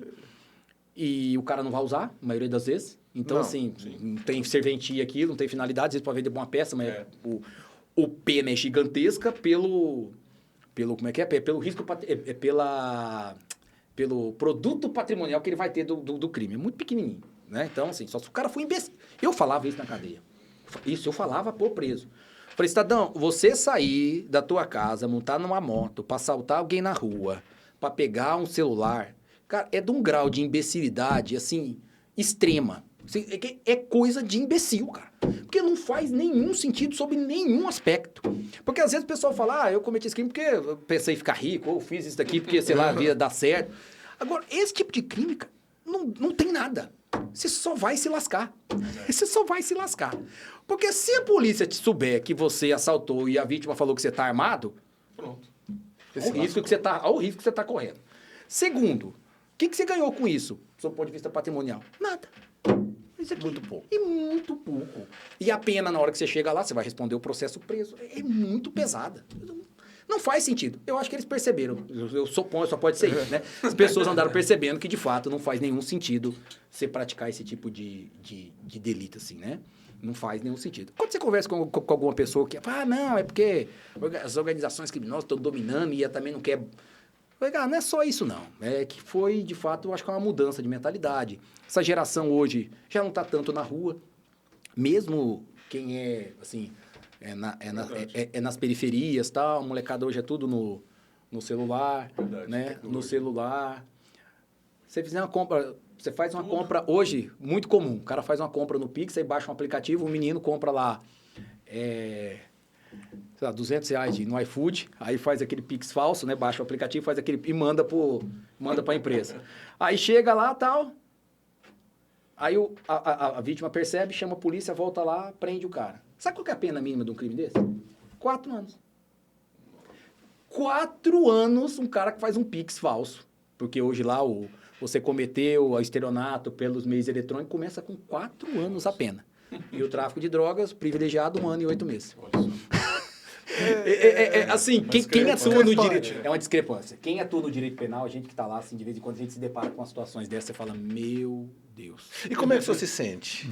Quando o senhor vê essas aberrações jurídicas. Que a gente fala o seguinte, fala, não tem o que fazer. Assim, você fica com dó, às vezes lá, você pede lá, aí a gente brinca, né? Quando você se depara com uma situação como essa, você vê que o juiz às vezes alarga um pouco aquela questão do princípio da insignificância. Ele vai dando uma largada, assim, sabe? Pra quê? Pra poder falar, não faz sentido eu condenar um cara desse em 4 anos e num regime aberto, às vezes se o cara tiver um antecedentezinho, já vai pro semiaberto. 4 anos e 1 dia, semiaberto. Imagine, tornozeleiro, o cara ficar lá, às vezes o cara fez um pedido de R$200. Então, assim, tem que tomar um cuidado muito gigante. Hoje, né, então, é o que eu sempre digo, esse dia a dia nosso, a gente se depara com as situações bem do criminal, né? Eu gosto, assim, eu posso falar para vocês, assim, que eu tive lá meus 3 anos de faculdade bem difíceis, assim, até entender. Você chegou a advogar ou não? Né? Advoguei, mas assim, eu advoguei foi só... 4 anos, né? eu advoguei só para contar o tempo dos 3 anos. Dos 3 anos lá, tava na discussão, porque eu comecei a estudar, 1 ano depois veio o CNJ e o CNMP, né? Verdade. E aí eles começaram aquela ideia de regulamentar, não sei o quê. Eu já tinha a carteira da OAB e eu advoguei lá um período de tempo, mas foi o suficiente para eu entender que não é a minha área. A vantagem de ser promotor é essa, assim, pelo menos eu falo, que eu atuo na área criminal. É a liberdade que eu tenho. Independência funcional. É independente. Não, a liberdade que eu tenho no processo. No processo mesmo. No né? processo, entendeu? Assim, do tipo, cara, não me convenci que o cara é o culpado, peça absolvição. Tranquilo, sem pestanejar, E se eu entender que o cara eu vou pra cima e acabou. Entendeu? Então, é essa liberdade que me deixa mais, assim, tranquilo no trabalhar. Entendeu? Coisa que, por exemplo, quando eu estava na advocacia, porque a pessoa precisa entender assim, né? Às vezes eu sempre digo que tem muitos promotores que às vezes têm dificuldade de lidar com advogado, briga com advogado. Eu falei, amigão, o advogado tá lá para defender o interesse do cliente, cara. Você tem que entender isso. É a função dele. Ele é pago para isso. Ele não é pago para outra coisa. Entendeu? E se você estivesse na situação do réu, você gostaria que o advogado usasse e fizesse tudo aquilo que fosse possível para te defender. Então, você tem que entender que a relação dele com o cliente é diferente da nossa relação dentro do processo. Sim. Nossa relação é com o que tem. Tem, não tem. E aí depois passa pro juiz decidir, se o juiz acata, né? Então, é diferente do advogado. Então, eu tinha essa dificuldade quando era... Por isso que eu nunca prestei concurso, por exemplo, para defensor público. Porque eu não conseguiria. E eu teria dificuldade. A não ser que eu fosse para outra área, trabalhar em família, mas assim, eu não consigo. Eu nunca me esqueço de na época, ainda antes, eu fui nomeado lá no estado de São Paulo, tem os dativos, mas lá funciona maravilhosamente bem. Principalmente para os novos advogados. Para os novos advogados, você recebe, paga... É um espetáculo. Uma semana já está na conta, funciona direitinho. Por isso que todo mundo faz. Inclusive os antigos fazem também. Sim. Então, os antigos falavam que é o seguinte... de São Paulo também. Também, né? Os antigos falavam lá para nós que é o que pagar a conta do escritório. Eles sempre falavam isso. Eu já escutei isso. Eles falavam isso, que pagava a conta do escritório. Doutor, você podia fazer compromisso. Pode fazer compromisso, assumir parcela sem problema nenhum. Dinheiro tá na conta, direitinho. Funciona, que é uma beleza. E aí eu fiz um dia, e na época o interrogatório era primeiro, né? Vocês não pegou essa fase. A interrogatória era primeiro. E eu tenho muito colega que fala isso hoje. Que isso, no final das contas, é o seguinte. Pro réu pobre, foi a pior coisa que aconteceu. O negócio de jogar o interrogatório pro final. Pro réu pobre. Porque pro réu rico não tem problema. Porque o cara tem defesa, ele vai fazer de tudo para jogar. Pro pobre, sabe por quê? Porque o juiz só vai ouvir o réu depois de ter vindo o inquérito, ouvir todas as testemunhas para poder ouvir o réu. Antigamente, ele ouvia primeiro o réu. E a partir dali, ele já tinha pelo menos um contraponto, na visão dele, ele já tinha um contraponto para poder começar a ouvir as testemunhas. Pô, pelo menos eu só tenho um inquérito, o réu já me passou a versão dele, e agora eu vou começar a ouvir as testemunhas. Eu tenho uns colegas que falam o seguinte, o que você tinha que fazer era o seguinte, é oportunizar de novo a ele ao final a possibilidade de ser interrogado. Mas que ele tinha direito de falar com o juiz. Sim. O réu não pode falar mais com o juiz hoje. Audiência de custódia, você tem direito a ficar ao silêncio, você não pode falar nada. Não, doutor, mas o fato... Não, sobre o fato o senhor não vai falar nada, eu só quero saber como é que foi a sua prisão. Pô, os caras proíbem o cara de falar com quem vai julgá-lo, cara. O cara não deixa. Eles não deixam o cara falar com quem... Eu, se eu fosse réu, eu gostaria de falar com quem vai me julgar. Sim. Quero conversar, quero bater papo, quero explicar pra ele o que aconteceu. Eles te proíbem de falar, não pode falar, não fala nada que você vai comprometer. Nem sempre. Né? Eu já vi em júri, principalmente. Em júri, eu vi, não foi nenhuma, nem duas vezes. O réu é melhor que o advogado. Ele, no interrogatório, ele ganha o júri do que o advogado. Mas muitas vezes, não foi nenhuma, nem duas. Eu falei, rapaz, se o advogado fosse nessa linha... Ia me dar trabalho. E ele me dá trabalho. Entendeu? Então, assim, acho que falta um pouco isso, sabe? De deixar... De ter esse contato. Não deixa mais. Hoje o réu é bloqueado. É como se... Blindado, assim, né? Não pode falar. Eu acho um pecado, cara. Assim, eu acho mesmo. Porque ele tem direito de falar. São poucos os juízes que perguntam, mesmo em audiência de custódia. A única que eu sei que pergunta é a juiz de Lusiana, a Luciana. E muitas vezes tem advogado que fala, doutor, ele não vai falar. Mas é audiência de custódia, às vezes ele quer... Não estamos discutindo, não estamos fazendo interrogatório, às vezes ele quer passar alguma situação, ou uma outra coisa que, às vezes, não vem ao caso só sobre a prisão, mas que seja importante para você analisar uma prisão, sei lá, não sabe. Pode até o cara mudar. Aí planear, a juíza pode na hora de mudar o entendimento que ela já vinha pensando. Eu trabalhei com a juíza que ela tinha ódio quando o advogado falava que o cliente ia ficar em silêncio. Ela tinha ódio. Aí ela falava, não, aí o que ela fazia? Cidade pequena, né? Eu trabalhei com ela. Aí ela começava assim, boa tarde, como é que o senhor tá? Tudo bem? O senhor quer uma água? Ô, doutor, por gentileza. Tá tranquilo aí e tal, não sei o quê, cafezinho e tal, beleza. Aí ela começava. O que o senhor faz da vida? Por que o senhor não estudou? Ah, doutor, quantos filhos o senhor tem? Como é que foi sua vida? Aí ela ficava lá uns 10 minutos, aquela primeira parte. Ah, meu amigo, a hora que ela percebia... O senhor quer contar pra mim o que aconteceu? Ele falou, claro. Aí o advogado lá atrás, isso eu presenciei. Dona Celeste, meu cliente vai ficar em silêncio, não sei o quê. Aí o réu vira pro cara, eu quero falar com ele, eu quero falar. Pô, eu já falei isso. Eu já falei pra juíza, eu falei, doutora, quem tem que decidir isso pra mim é o réu, não é o advogado. O advogado pode falar assim, doutora, eu orientei o meu cliente a ficar em silêncio. Mas quem tem que decidir isso é ele, pô. Por Porque senão a gente fica criando uma sociedade incapaz. Eu acho que o advogado, do seu ponto de vista jurídico, tem que fazer essa análise e entender, falar, amigão, aqui É melhor ser melhor realmente, não é. A situação aqui não tá boa. Você instruiu, viu o processo, não tem nada aqui, veio na minha mente. Acredito que você deve ficar em silêncio. Minha orientação. Agora, se você quiser falar se você acha, fique à vontade. Eu, se eu fosse advogado, eu ia falar isso pro cara. Sim. Deixar ele livre. Porque vai que ele tira alguma coisa, ou ele de fato é convincente, ou ele de fato coloca uma dúvida na cabeça da magistrada, sabe? Eu acho que a gente às vezes, como é que fala? Me faltou a palavra aqui, às vezes a gente não consegue, a gente subestima o sujeito que a gente tá defendendo, né? Eu tô falando quando eu fui advogado. A gente às vezes subestima, deixa o cara falar. Entendeu? A doutora Luciana é uma das poucas que eu conheço, se não a única, que pergunta para a pessoa, fala, olha, tá, faz lá aquela parte introdutória da prisão, como é que foi e tal. Tem mais alguma coisa que o senhor queira falar? Alguma outra questão sobre o fato? Aí temos advogados, não, doutor, meu cliente não vai falar, não. Tudo bem. Eu, particularmente, eu assim, eu acho que o cara tem que orientá-lo de fato. Eu não brigo. Você pode ver que vocês nunca tiveram problema meu, nunca apareci em audiência do advogado falar assim, doutor, meu cliente não vai responder as perguntas do Ministério Público. Sem problema nenhum, filho. Responde a pergunta se eu quiser. Entendeu? Eu nunca vou brigar por causa disso. É uma questão de estratégia defensiva que eu não vou entrar. Né? Agora, sob o ponto de vista lógico, o que eu acho, na minha opinião, é o seguinte, essa questão de cisão, até que ponto isso vale a pena, né? É o que o pessoal questiona muito em júri, né?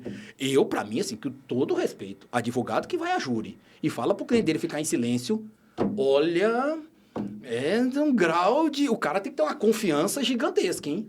Porque na cabeça da pessoa que vai julgar... No juiz não tem problema nenhum, porque o juiz julga com a prova. O juiz nem é irrelevante. O jurado... Qual que é a primeira coisa que você fala quando o cara não quer falar nada? O que você pensa? É culpado. É culpado. É óbvio. Isso é a primeira coisa. Pode até o advogado lá reverter isso. Tá escondendo o quê, né? Tá escondendo o quê? Mas o cara não falar no júri... Eu já passei por isso. Aí eu olho e falo, não é possível que o cara não vai falar. Não é possível. Não vai falar. Aí, em regra geral, você já sabe o resultado final, né? A pessoa tem medo, cara. Deixa o cara falar. Conversa com ele antes. É que perdeu isso hoje, desse contato do advogado com o cliente, né? As audiências de custódia demoram muito hoje, porque eu já percebi, o advogado não vai mais no presídio. Não. Ele aproveita a audiência de custódia para conversar com o cara. Pô, gente, relação do cliente com o advogado é de confiança. Eu sempre digo, é confiança. Sim. O cara tem que ter confiança em você no teu trabalho, tem que ter confiança do que você vai fazer lá para ele. Entendeu? Então, você tem que criar isso. E muitos réus, quando a gente vai fazer visita de presídio, eles reclamam isso. Para nós, promotores, que falam muito pouco com o advogado quase não vem aqui, né? Não dá aquela atenção devida, né? Sim. E muitas vezes, nessa conversa, você consegue tirar coisa que fala, pô, por que um cara não me falou isso lá atrás, né? Por que o cara não me falou isso lá atrás, né? Então... Mas, assim, nessa trajetória minha, você pode ter certeza. Então, lá eu nunca tive problema nenhum com advogado. Já tive meus ranca-rabos naturais dentro do plenário, que faz parte, e de lá a gente saía para tomar cerveja. Vários, assim, entendeu? A coisa é igual jogo de futebol. Eu sempre brinco isso, cara. Isso aqui é jogo de futebol. Como é que é? Acabou, o juiz apitou o jogo, o que aconteceu dentro do campo, troca a camisa, aconteceu dentro do campo, ficou dentro do campo. Então, isso se perdeu. Isso hoje, o pessoal mais tinhoso, né? Meio cheio de 9 horas. Meu Deus, melindre, tudo milindrado hoje. Questão do celular, né? Então, sim, Mas eu já tô meio afastado, tenho feito pouco júri, né? Só eventualmente aí, nesses programas e tal. Mas eu tenho feito... Desde que eu vim pra Lusiânia, a minha atribuição, eu não tenho mais atribuição no plenário, né? Mas eu gostava bastante, assim. Gostei muito, fui muito apaixonado do júri. Depois do tempo você vai... Desgaste emocional é muito grande. Quem tá? Alguém atua? Você atua? Você atua? Não. Doutor Vicentinho, que é o... que não deu pra ele vir, mas...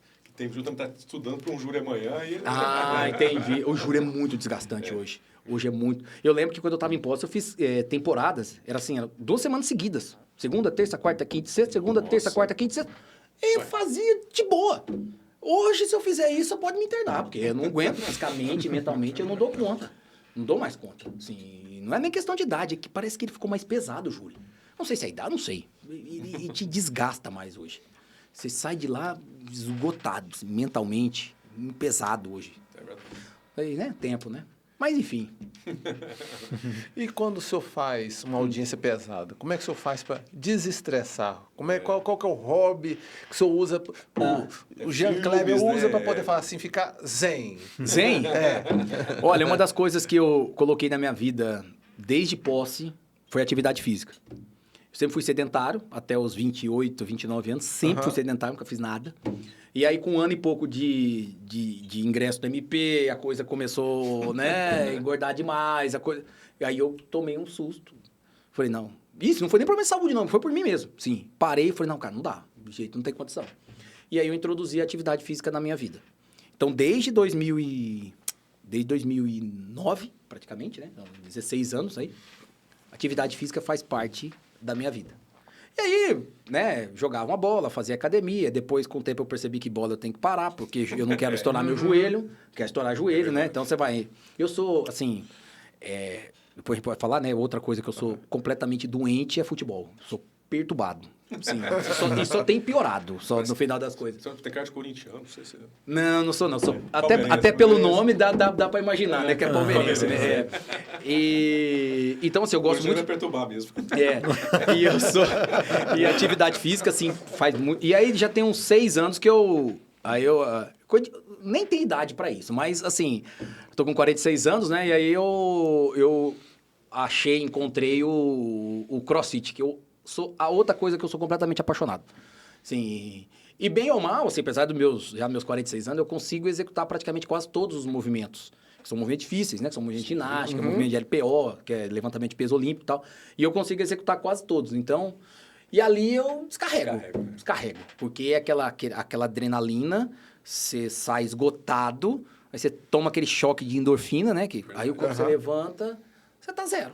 Você toma um banho, você tá... E se eu não tiver isso, aí é esgotamento. Então, futebol é uma coisa que eu gosto bastante, né? E as minhas leituras que eu faço, assim, extra, né? Extra. Porque leitura de direito é igual o sujeito. Tem uns amigos que o momento de relaxamento dele, ele vai pra bolsa. Falei, pô, mas que diabo de relaxamento é esse, cara? Você vai pra bolsa, cara? Fica lá, vendo bolsa, fica aqueles numerozinhos lá. Você tá ficando maluco, cara. Assim. E aí... né? Porque ele sobe, desce, Desce, volta. sobe, desce, não sei o que, acompanha isso, é derivativa, não sei o que. Eu não entendo nada daquilo. Eu falei, porra, você tá ficando maluco, cara. Isso não é relaxamento. Não, eu sempre digo que a pessoa precisa procurar alguma coisa que não envolva ganhar dinheiro. Isso, pra mim, é o primordial. Assim, não precisa gastar, mas também não precisa necessariamente que ela não ganhe. Nem que ela faça uma caminhada no parque. Que é a coisa mais democrática que isso. Faz uma caminhada no parque, vai lá, toma uma aguinha de coco, sabe? E é o que eu faço. É atividade física e o meu futebol, que eu sou completamente, assim, apaixonado. Você tá com sorte que tá ganhando, né? Você tá... Não, mas assim, o nível meu de futebol, assim, já é um nível meio de... Eu brinco, já é um nível meio de doente, assim. Meu pai, assim, meu sobrinho são... assim, a gente entra no nível de discussão tática, que esquema tático, que joga, por que o jogador atuou como o Alan não atuou, sabe, assim, um negócio mais... Quase que profissional, né? mais profissional, entendeu? Acompanha jogo de base. Assessorando o técnico. É quase assessorando o técnico, entendeu? Então, assim, é o que eu gosto, assim. Então, vai além daquela discussão de torcedor mesmo, sabe?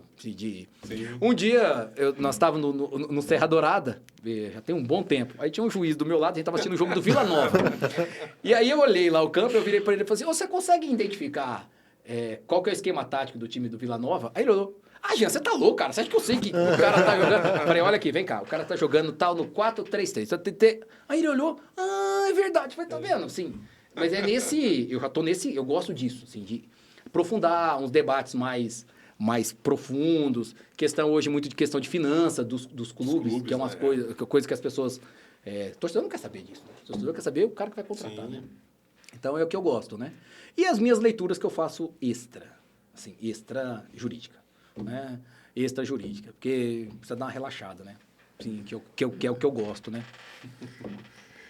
E quais os principais desafios do promotor de justiça na região do entorno? Hoje já está mais tranquilo? Já não tem mais aquela discrepância do promotor de justiça que atua em Goiânia do que atua aqui na região do entorno? Sim, e hoje nós já não temos essa discrepância. Praticamente todas as promotorias hoje são estruturadas com um número de colegas razoável para atender as demandas da população, né? Eu que atuo na área criminal posso dizer hoje que melhorou muito. Eu acho que ainda as polícias militares e principalmente a Polícia Civil tem um déficit policial ainda que é um problema para nós, a Polícia Civil principalmente, um déficit de gente mesmo, né? De trabalho, de atendimento, né? De atendimento. Eles ainda têm, de fato, ainda uma estrutura, alguns lugares, uma estrutura um pouco precária de trabalho. Ainda depende muito da ajuda do Poder Judiciário, às vezes ajuda nossa nos acordos e tal, né? E o que eu acho isso um absurdo, particularmente. Eu acho que o Estado que tinha que fornecer essa situação, mas assim, perto do que já foi, eu sempre digo, né? É uma melhora constante, né? Mas quem os colegas hoje que enfrentam os maiores desafios hoje, de fato, são a questão do meio ambiente urbano, né? Não, e não é nem rural, né? É urbano. Urbano? O ambiente urbano é muito difícil. Muito difícil. Tem uma ação nossa em Lusiânia para fazer calçada. Porque quem andou em Lusiânia? A principal lá, onde aconteceu lá o caso que eu contei do menino que deu cavalo de pau, anda lá, pede para um cadeirante andar naquela... Não anda. Não anda. Não anda. Não tem É acessibilidade. assim, o cara faz assim, aí anda assim e tal, não sei o quê. E tenta chamar alguém lá para falar que aquilo é errado. Sabe, é uma questão, é muito difícil. E eu tô falando uma coisa básica, calçada. Então, assim, é muito difícil. Muito, muito difícil. Quem teve a oportunidade, a vida de visitar a Europa, os Estados Unidos, você volta aqui pro Brasil, eu não vou nem falar Lusiana, mas você vai numa cidade rica, São Paulo, a cidade mais rica do Brasil, que tem o terceiro PIB, né? Se eu não me engano. Os 3 maiores PIBs do Brasil São Paulo, Brasil, o estado de São Paulo e a cidade de São Paulo. Isso. A cidade de São Paulo é maior que praticamente o PIB de todos os outros estados. Cara, eu fico vendo aqueles fios que vira aquela loucura. Eu falo, cara, mas não é possível que São Paulo, não deu conta de resolver a questão dos fios. Aí tem aquela questão, aquela discussão eterna, né? Começa a chover agora, o trem cai em cima do fio, entra em apagão, fica aquela confusão toda. Nós estamos falando de uma cidade rica. Então, assim, é uma dificuldade que a gente tem de entender essa questão urbana, né? E foram poucos os casos de cidade que tiveram algum tipo de sucesso em alguma mobilidade urbana. Você pode ler na história, foi algum prefeito mais maluco que comprou a briga para poder criar situações. É sempre assim. Se não tiver, isso aí eu falo, pode ter promotor, pode ter o que for. Se você não tiver um prefeito que compre a briga, que entenda que isso vai ser um benefício para daqui 20, 30 anos, mas ele vai ter que aguentar o rojão agora, não faz. Não faz. Porque eu acho um horror aquelas calçadas de Lusiânia. Assim, eu acho um horror aquilo. Um horror. Não tem calçada para andar, sabe? Não tem calçada. O senhor falou de fio. Esses fios também são horrorosos também, né? Não, é um horror, cara. Você vai em qualquer cidadezinha lá da Europa, cara, é tudo enterrado. Tá, tudo bem que isso é caro para fazer. Aí você vai pegar uma cidade como Lusiânia, mas Lusiânia tem milhões de prioridades antes disso. Concordo. Eu acho que não é o caso de Lusiânia. Mas eu tô falando de São Paulo. O único lugar que tem em São Paulo foi se eu não me engano, é a Avenida Paulista que foi a Marta que fez na época. Foi um caos. Você olha assim a Avenida Paulista e fala, cara, que coisa maravilhosa. Que coisa maravilhosa que é aquilo. Mas foi, assim, eu acho que tinha que ter começado um processo. Porque a cidade de São Paulo, pelo amor de Deus, se a cidade de São Paulo não der conta de fazer isso, o que dá, então? Né? E não dá. Então, são desafios para os colegas que atuam no meio ambiente, né? Eu acho que são dos desafios mais difíceis que tem. Fora toda a questão urbanística de anos de ocupação de forma irregular no entorno, né? Sem infraestrutura, né? Sim. Pelo menos, o que os colegas têm dito é que, pelo menos, as ocupações irregulares acabaram, né? Assim, a gente não vê mais, né? Não. Novas, como era antigamente. Acabou, né? Assim como teve aqui em Brasília também, né? Como eles começaram a derrubar a casa aqui, acabou também, né? Acabou. Precisou alguém com mais coragem para parar a coisa. Então, assim, é um desafio. Agora, nós temos um passivo para arrumar aqui. Quantos anos a gente vai para poder consertar toda essa questão urbanística, né? De ter rua, calçada. Estou falando coisa básica. Básica. Estou falando coisa básica. né? Não vou nem entrar na questão de saneamento, né? Questão de esgoto. A água, pelo menos, me parece que, assim, um lugar, um bairro ou outro, uma época mais seca ou outra, você tem, né? Essa questão da... Porque as pessoas não entendem isso, né? Eu lembro que eu falava para os colegas, as pessoas não entendem isso, que a água se produz. Você tem que produzir água para você oferecer para a população. Mas como assim produzir água? Tem que produzir água. Você tem que fazer... tratamento. Tudo de tratamento, a questão de reserva de manancial. O Ministério Público tinha um projeto, eu não sei o que aconteceu, que era um projeto de... Como é que era o projeto? Era uma coisa assim, no período de chuva, né, por exemplo, os próprios técnicos do Ministério Público entendiam que essas caixas que foram determinadas no período da seca para a gente armazenar água, né? Aqui em Brasília, acho que casa até 800 metros, parece que tem que necessariamente fazer um reservatório para água da chuva. Uhum. Aí os técnicos do Ministério Público sempre diziam o seguinte, tá, mas você precisa de água para quando? Na seca. Sim. Porque na época da chuva você não precisa armazenar água, está chovendo. Aí na época da seca você não tem água. Você não tem, né? E a ideia deles, que aí eu concordo, que era, você tem que devolver a água para o subsolo. Porque não tem coisa melhor que limpa, é terra. Então você devolve. Então eles fizeram uns projetos de caixa, de brita, para a tua casa, no período de chuva, não devolver absolutamente nada para a rua. Porque aí você evita enchente, você evita também transbordamento de córrego, né? Eu não sei como é que tá isso hoje. Eu lembro que quando eu estava em Alexânia, eu tive um problema lá, respondendo lá para Alexânia, aí uns técnicos disseram que eles estavam trabalhando com isso, que era um negócio bem interessante, de fazer umas caixas para você sumir com a água dentro do teu terreno. Porque você devolvendo ali, ela vai sair em algum lugar, né? Hoje eu li sobre o São Paulo, parece que agora, esse tempo, alguma coisa de um mês atrás, Cantareira começou a baixar, estavam entrando no nível crítico de novo. Sim. E aí falaram, ó, desde aquela crise que teve em 2014, lá em São Paulo, fizeram muita coisa, mas uma coisa que esqueceram de fazer foi justamente isso, fazer a questão da correção das APPs, dos córregos, para poder manter um fluxo contínuo de água. Para você manter um fluxo contínuo de água, você tem que preservar, você tem que jogar água de subsolo para aquela nascente lá continuar gerando água sempre, toda hora, né? Então, são desafios muito grandes, assim, eu acho, para os colegas que atuam no meio ambiente, que são problemas atuais. A água é um problema atual. Sim. A água é um problema atual. Sim, que às vezes a pessoa não dá tanto valor, né? Não dá tanto valor. Só quando Hã? some, né? Fica 1 dia, 2 dias sem água. Fizemos um curso agora de uma semana lá na Espanha, de direito penal ambiental. A maior preocupação da Europa hoje, eu falei, cara, como é que cada país tem o seu problema, né? A maior preocupação da Europa hoje é resíduo sólido. Eles não têm onde colocar lixo. Olha só. Eles não têm onde colocar lixo. A gente com essa imensidão de terra, você faz uma área aqui, daqui a pouco você tira, faz outra ali, outra lá. Entendeu? A gente não tem esse problema. O nosso problema não é esse, né? De local de depósito. Ainda não, né, doutor? Ainda não. Mas assim, não é um problema premente. Na Europa hoje, é um problema premente. É assim, é para ontem isso. Eles não têm... É uma preocupação muito grande. Inclusive, cada família... Você tem um limite. Que na França, você tem um limite assim, ó. Que você tem disponível para consumir lixo. Você não tem esse negócio de consumir lixo à vontade, despejar, nego vai passar e vai pegar. Parece que você recebe uma cota, você tem lá uma sacolinha, é só aquilo que você pode gastar por semana. Cada um com seus problemas, né? Cada um com seus problemas. Nós com os nossos, né? E eles com eles. Mas é bom a gente conhecer essas realidades. Para a gente dar valor a algumas coisas que a gente tem, que a gente é muito melhor do que eles, mas sim, mas para ter essa noção assim, de que a gente tem muita coisa para evoluir, né?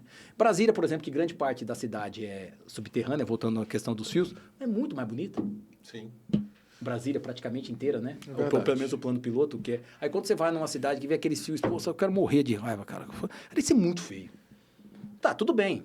Não é para todo lugar, mas pelo menos as cidades que tinham condições de começar um processo, né? Um processo, ou pelo menos já daqui para frente, né? Para começar a enterrar, porque é muito melhor, é muito mais tranquilo, você não tem problema com árvore. Você pode colocar a árvore, crescer, entendeu? A cidade fica muito mais arborizada, com mais verde, mais viva, mais sombra. Né? Meus pais estavam aqui agora e falaram, pô, mas que delícia que é andar aqui na Asa Sul. Você pode andar meio-dia, 1h da tarde, 2, 3, 4, 5... Sim. Qualquer horário você pode fazer uma caminhada, tá sempre... Escuta uma cigarra. Doutores do céu. Eu preciso ir embora. Tá boa. E quando a conversa é boa, acaba que rende muito, né? Desculpa aí, eu me estendi demais. Não, Eu tô achando a doutora Luciana me esperar lá nas audiências lá. Doutor Jean, para a gente encerrar aqui, a gente queria que o senhor deixasse uma mensagem para os operadores de direito e principalmente para os acadêmicos que são o nosso maior público, né? Que vão nos assistir e quem sabe...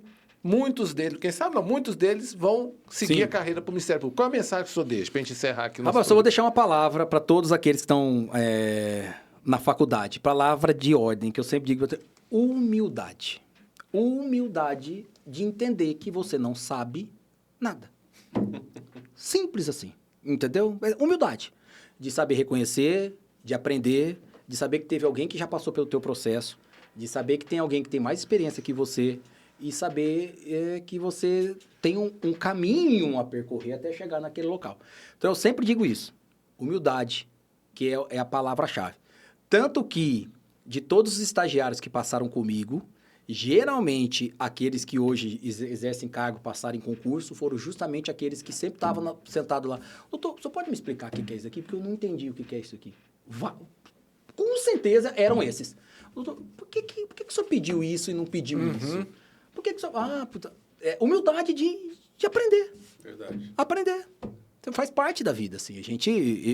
Nós passamos por esse processo, fomos lá, tivemos passado por faculdade. Sempre você tem alguém que você se inspira, né? Um professor, alguém que você admira.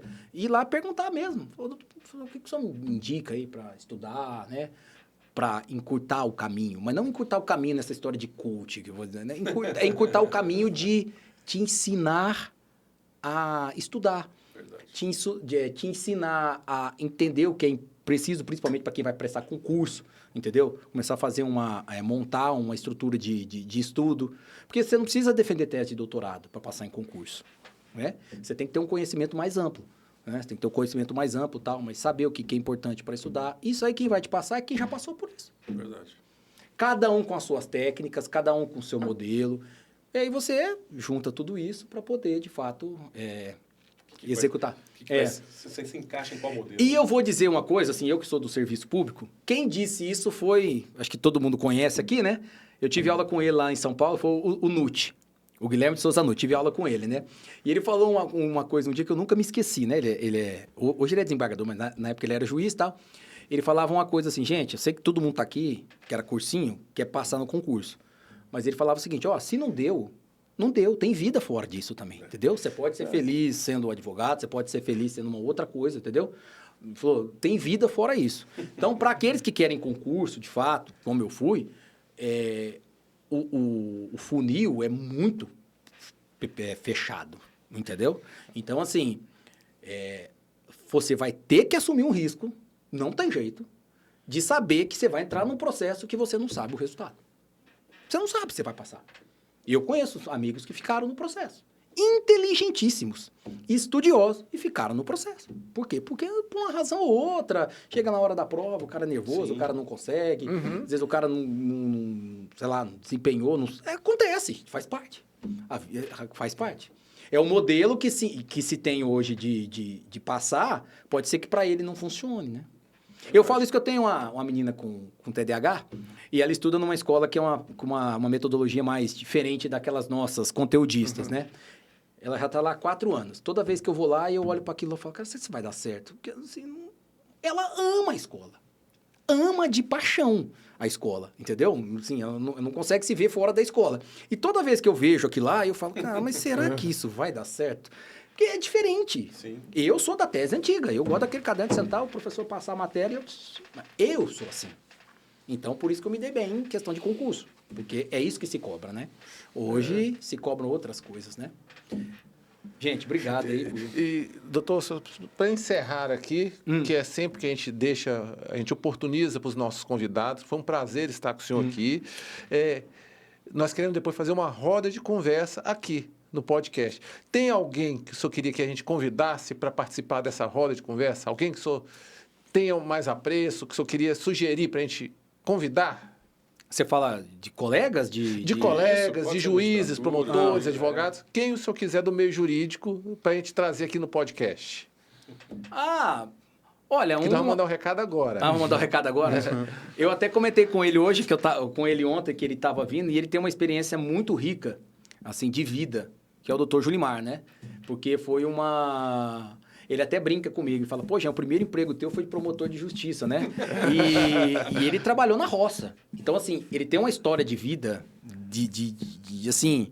É absurda a história de vida dele, assim, de tudo que ele passou.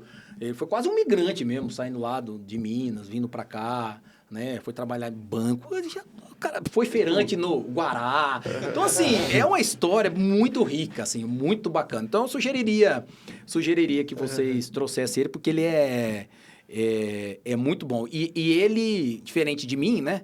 Que eu sempre fui na área criminal, ele sempre foi promotor dos difusos, que a gente chama, né? Ele sempre trabalhou no patrimônio público, agora está na área ambiental, ele gosta mais, ele é apaixonado, né? Que ele falou que ele tem um pouco de preguiça de fazer audiência, né? E, de fato, tem muita gente que não gosta, porque é meio maçante você ficar lá. Eu me divirto, por incrível que pareça, eu gosto. Vocês perceberam que eu quase não falo, né? Então, eu me divirto nas audiências. Eu já tive a oportunidade de fazer audiência, e eu vi que o senhor gosta mesmo, Eu gosto, eu bato papo, fico lá. Então, assim, eu me divirto. Sinto falta das audiências presenciais, porque a gente acabava tendo aquela, como é que fala? Aquela conversa fora, né? Coisa aqui nos corredores e tal. A resenha, né? Aquela resenha que tinha. Hoje a gente, infelizmente, não tem mais, né? Mas de vez em quando a gente fica batendo papo lá no online e tal, não sei o quê. Mas eu acho o seguinte, só fazendo essa questão não tem mais volta. Do online, por mais que o pessoal fale, não é por mim, não é por juiz. As pessoas precisam entender isso, não é por mim, pelo juiz. Eu vou trabalhar, se for lá, eu vou lá, não tem problema nenhum. Se ficar em casa, ficar lá, eu vou lá. Agora, o que não dá mais, por exemplo, é eu tirar 2, 3 viaturas da Polícia Militar para ficar lá esperando, dá para ficar lá esperando a audiência. Isso não existe mais. Isso não tem condição, entendeu? Às vezes a gente chegava lá, eu tinha 3, 4 viaturas esperando aqui para fazer audiência. Os caras podiam estar na rua fazendo negócio, tá aqui esperando. Porque policial é o seguinte, ou ele trabalha em 2, ou ele trabalha em 4, né? Especializados são 4, as outras são 2. O cara não sai sozinho. Não é porque o parceiro dele foi lá dar o depoimento que ele vai voltar pra rua. Ele vai lá ficar esperando. Porque essa questão de doutrina, não pode, né? Então, e é isso. E hoje o policial faz da casa dele. Sem contar que muitos policiais trabalham em escala, muitos em folga. A folga do cara, o cara tinha que estar lá. É muito difícil. Então, isso eu acho que não tem mais volta. Questão de muito humilde, né? A clientela que a gente tem é muito humilde, tanto as testemunhas quanto os réus. Então, não tem condição. Muitos falam, não tem condição de ir. Aí. Sim. Então, e sempre tem um celular de um vizinho que tem uma internet melhor. O cara tá aqui, às vezes a internet dele não tá legal, fala, não, vou aqui do meu vizinho, que o meu vizinho tem uma internet. Aí o cara vai lá, baixa o aplicativo e faz. Então, assim, a gente consegue, porque você não tira mais a pessoa do trabalho, né? A pessoa não perde mais serviço. Às vezes a pessoa era mandada embora, porque passava o dia inteiro lá na audiência. E não tinha outro para substituir. Então, assim, as pessoas que, né, desses órgãos nossos de controle que veem essa situação, é que elas pensam só no promotor e do juiz. Ah, vou estar em casa, porque isso aqui não é por nós. A gente vai voltar a trabalhar, não vai mudar nada na nossa vida. A questão é quem depende do serviço, principalmente no criminal. Principalmente no criminal. Hoje, por exemplo, a vítima de roubo, ela não tem mais que se deparar com o acusado lá. Ela fica na casa dela, ainda no celularzinho, nem vê mais o cara. Nem sabe onde o cara tá. Fica lá no celularzinho, acabou. Não tem mais contato com o acusado, entendeu? Verdade. Antigamente, lá, quanto susto, a mulher chegava lá branca, acabei de passar aqui, o cara tá aqui. E eu acho que os juízes acham até melhor, né? A vítima acha melhor não ter esse contato. Claro, sim, exatamente. Se sente mais segura, né? Sente mais segura, não quero ter esse tipo de contato, entendeu? Mas é isso, gente. Mas, enfim, fica o convite pro Dr. Julimar. Sim, será que ele não viria na próxima semana, né? De repente o Dr. Jean já faz essa ponte lá. Eu acho que ele vai passar para um procedimento cirúrgico amanhã, não sei se você consegue para a próxima agora, né? Inclusive até tá substituindo lá, a doutora Janaína tirou uns dias, ele que tá substituindo.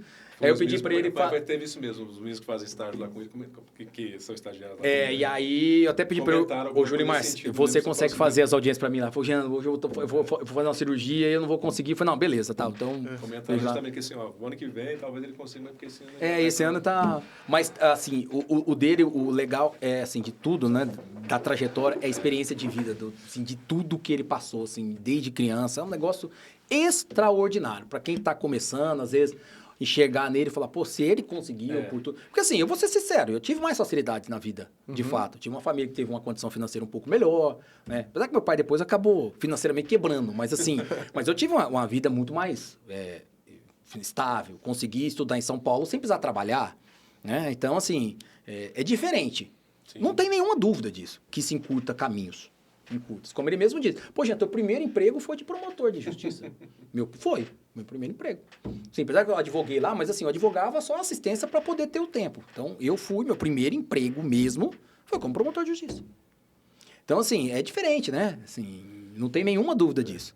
Mas o fato de eu ter nascido numa cidade pequena, ter estudado em escola pública um bom tempo da minha vida, eu falo também que foi uma das maiores experiências também de riqueza, né? Que você tem, que você carrega hoje para poder lidar com as pessoas, né? População, eu brinco isso com o Julimar. Eu falo, Julimar, meu pai tinha uma condição financeira um pouquinho melhor. Meu pai tinha... plantava laranja lá na época, né? Lá no interior de São Paulo. E cidadezinha pequena, só tinha escola pública. Então, estudava todo mundo junto. Então, por exemplo... Eu, que era o dono do sítio, que plantava laranja, a mulher, que era boia fria e colhia laranja lá pro meu pai, o filho dela estava na mesma sala que eu. Sim. A gente estava junto. Era amigo, brincava junto. Assim, isso é de uma riqueza que eu acho que o Brasil perdeu. Né? Hoje a gente vive tudo segmentado, compacto. Assim, você vive absolutamente com a mesma pessoa da tua faixa de renda. Vocês já perceberam isso? Você só vive dentro daquela bolinha só. Não existe mais isso. E eu falo que isso um dos grandes problemas foi quando acabou com a escola pública.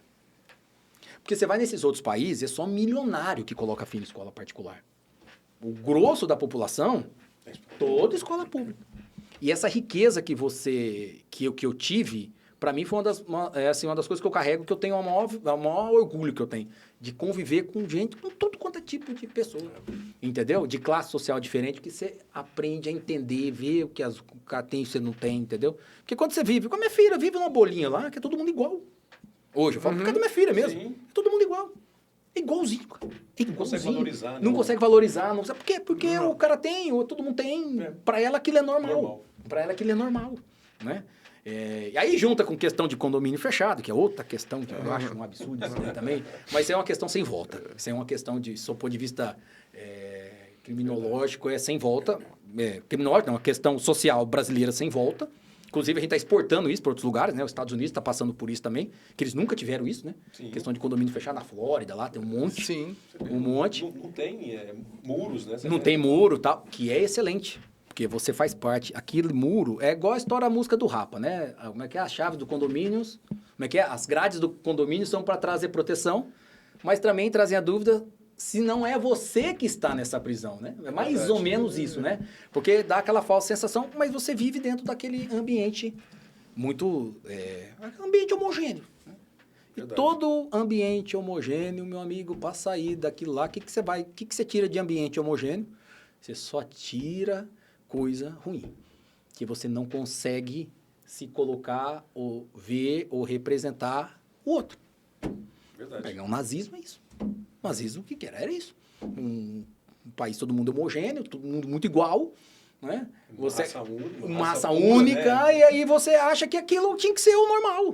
Pô, você não consegue reconhecer que tem pessoa diferente como você, que pensa diferente, que nasceu diferente, que tem outra característica física. Você é a beleza do ser humano, é justamente isso. É a nossa diversidade, pô. E engraçado, né, que a gente sempre teve isso, sempre exportou isso, e aí do tempo pra cá agora começaram a brigar com isso aqui no Brasil, né? Que a gente não pode ter isso. Pô, foi a maior riqueza. Ah, não, mas nunca foi, porque sempre escondia isso. Foi, não foi, a gente sempre conviveu bem. Sempre conviveu bem. Entendeu? E aí do tempo pra cá a gente, infelizmente, acabou perdendo um pouco essa miscigenação que a gente teve, né? Mas enfim. Doutor, pessoal, então, tem que ir, porque senão... A gente só agradecendo também, né? Com certeza os estudantes aí. Eu que agradeço também, é muito legal assim, a gente ver. Tá aqui, e como você falou, a gente ficamos quase que dobramos aqui, né? O tempo aqui, mas nem vimos passar, que já são quase 2 horas. E foi um dos melhores podcasts que a gente já teve, exatamente, né? Obrigado. Assim, vocês perceberam que eu quase não falo, né? Então, assim, eu gosto. E é legal, assim, trazer essa experiência, principalmente porque eu falo para os estudantes, né? Que às vezes alguém esteja passando por isso, né? pô, se é isso mesmo que eu quero, tá? Falo pra vocês, os 3 primeiros anos pra mim foi um terror na minha vida. Porque eu não sabia se era isso. E depois, com o tempo, você vai se achando, Verdade. pô, é legal, achei a profissão.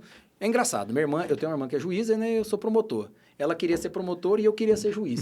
E a gente se achou, tá vendo? É engraçado como é que a vida acabou, né? E eu me achei dentro da área criminal, porque essa liberdade que eu tenho de atuar, pra minha vida é essencial isso. De poder aqui, onde eu atuo. Que eu peço absolvição, peço condenação, sabe? Essa liberdade é muito bom pra mim, pessoalmente.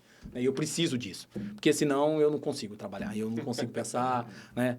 Eu não consigo ser, como eu digo para um amigo, eu não consigo ser militante. Eu não consigo ser militante, porque eu acho que a militância ela acaba te fechando um pouco a mente, né? Como eu ouvi uma vez, como é que é? Militância é um chato com causa, né? É mais ou menos isso. Então, eu não gosto. Eu acho que, para mim, como promotor de justiça criminal, nos processos que eu atuo, eu consigo ter essa possibilidade de fazer um acordo, de, às vezes, estender. Pô, nesse caso aqui, pô, será que não dá para alargar um pouco o princípio da proporcionalidade e tal? Porque isso tem muitos colegas hoje que reclamam, por exemplo, da violência doméstica.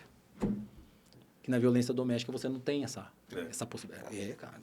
Hoje não tem. Interpretação não tem. É tudo um determinado tipo de... Né? É uma linha de pensamento muito... não estou falando que está errado, não, mas estou falando... É um jeito de pensar e é um jeito que o Estado estabeleceu uma questão judicial que você tem que seguir. Entendeu? O criminal te dá essa possibilidade mais ampla de trabalhar, graças a Deus. Para mim, é essencial, fundamental, para mim, pessoalmente, né? Entendeu? E que o Palmeiras, de fato, dia 29 aí, consiga essa final da Libertadores. São dois flamenguistas. Dois flamenguistas, né? Eu sei, né? Então, O único humilde aqui sou eu que sou São Paulino, mas graças a Deus, na minha época, que eu já tô com 55. Você pegou a época áurea. Eu peguei a época áurea. Em 94 estava em São Paulo, né? Foi uma decepção, né? Aquela perda do tetracampeonato. Do tetracampeonato da Libertadores, né? Eu tinha um professor que era o Fernando Capês, que era um corintiano fanático, né? Aí ele fala assim, vou te respeitar, mas a derrocada do Império Tricolor, ele baixava o óculosinho dele, né? Aí ele falava, a derrocada do Império Tricolor, né? Vai chegar. Eu falei, vai. São ciclos. É que o pessoal fala né? muito do Palmeiras lá, né? Você precisa tomar cuidado, porque é ciclo, né? Ciclo, né? Foi um ciclo virtuoso, 3 presidentes extraordinários, né? Consertaram o clube. Mas para um jogar fora tudo, não custa nada. É igual o Flamengo também, né? Teve que o São Paulo era exemplo. Olha o que o São Paulo virou hoje. Olha o que o São Paulo virou hoje. Paulo virou, né? E a gente ainda estamos falando o quê? De São Paulo 10 anos atrás. Pouco tempo. Até 2008 estava ali no auge. Eu fui no Gama lá, o último título do São Paulo. Ah, em 2008? Da chuva? Foi da chuva, né? Foi do Goiás, né? Que era o Muricy lá, todo lá. Vê que eu gosto de futebol. Até, não sou São Paulino, mas eu tenho essas memórias. Eu assisto, eu gosto demais. Então, Verdade. Gente, obrigado então por tudo. Nós agradecemos, Jean, foi uma honra. E esperamos ter o senhor aqui outras vezes. Foi muito engrandecedor esse bate-papo. E em breve estaremos aqui com o Dr. Julimar. Não, pode chamá-lo, que eu já até adiantei para ele até brincou, falou, então acho que eu vou... Como é que é? Logo será minha vez. Ele falou, não, com certeza, eu vou avisar lá. Sim, não, traga, porque assim, a experiência de vida que ele tem é extraordinária. É um cara estudiosíssimo também. Assim, e ele vindo, aí nós queremos depois vir os dois. Os dois. Não, beleza, a gente marca um dia, a gente vem nós dois. Aí a gente vem...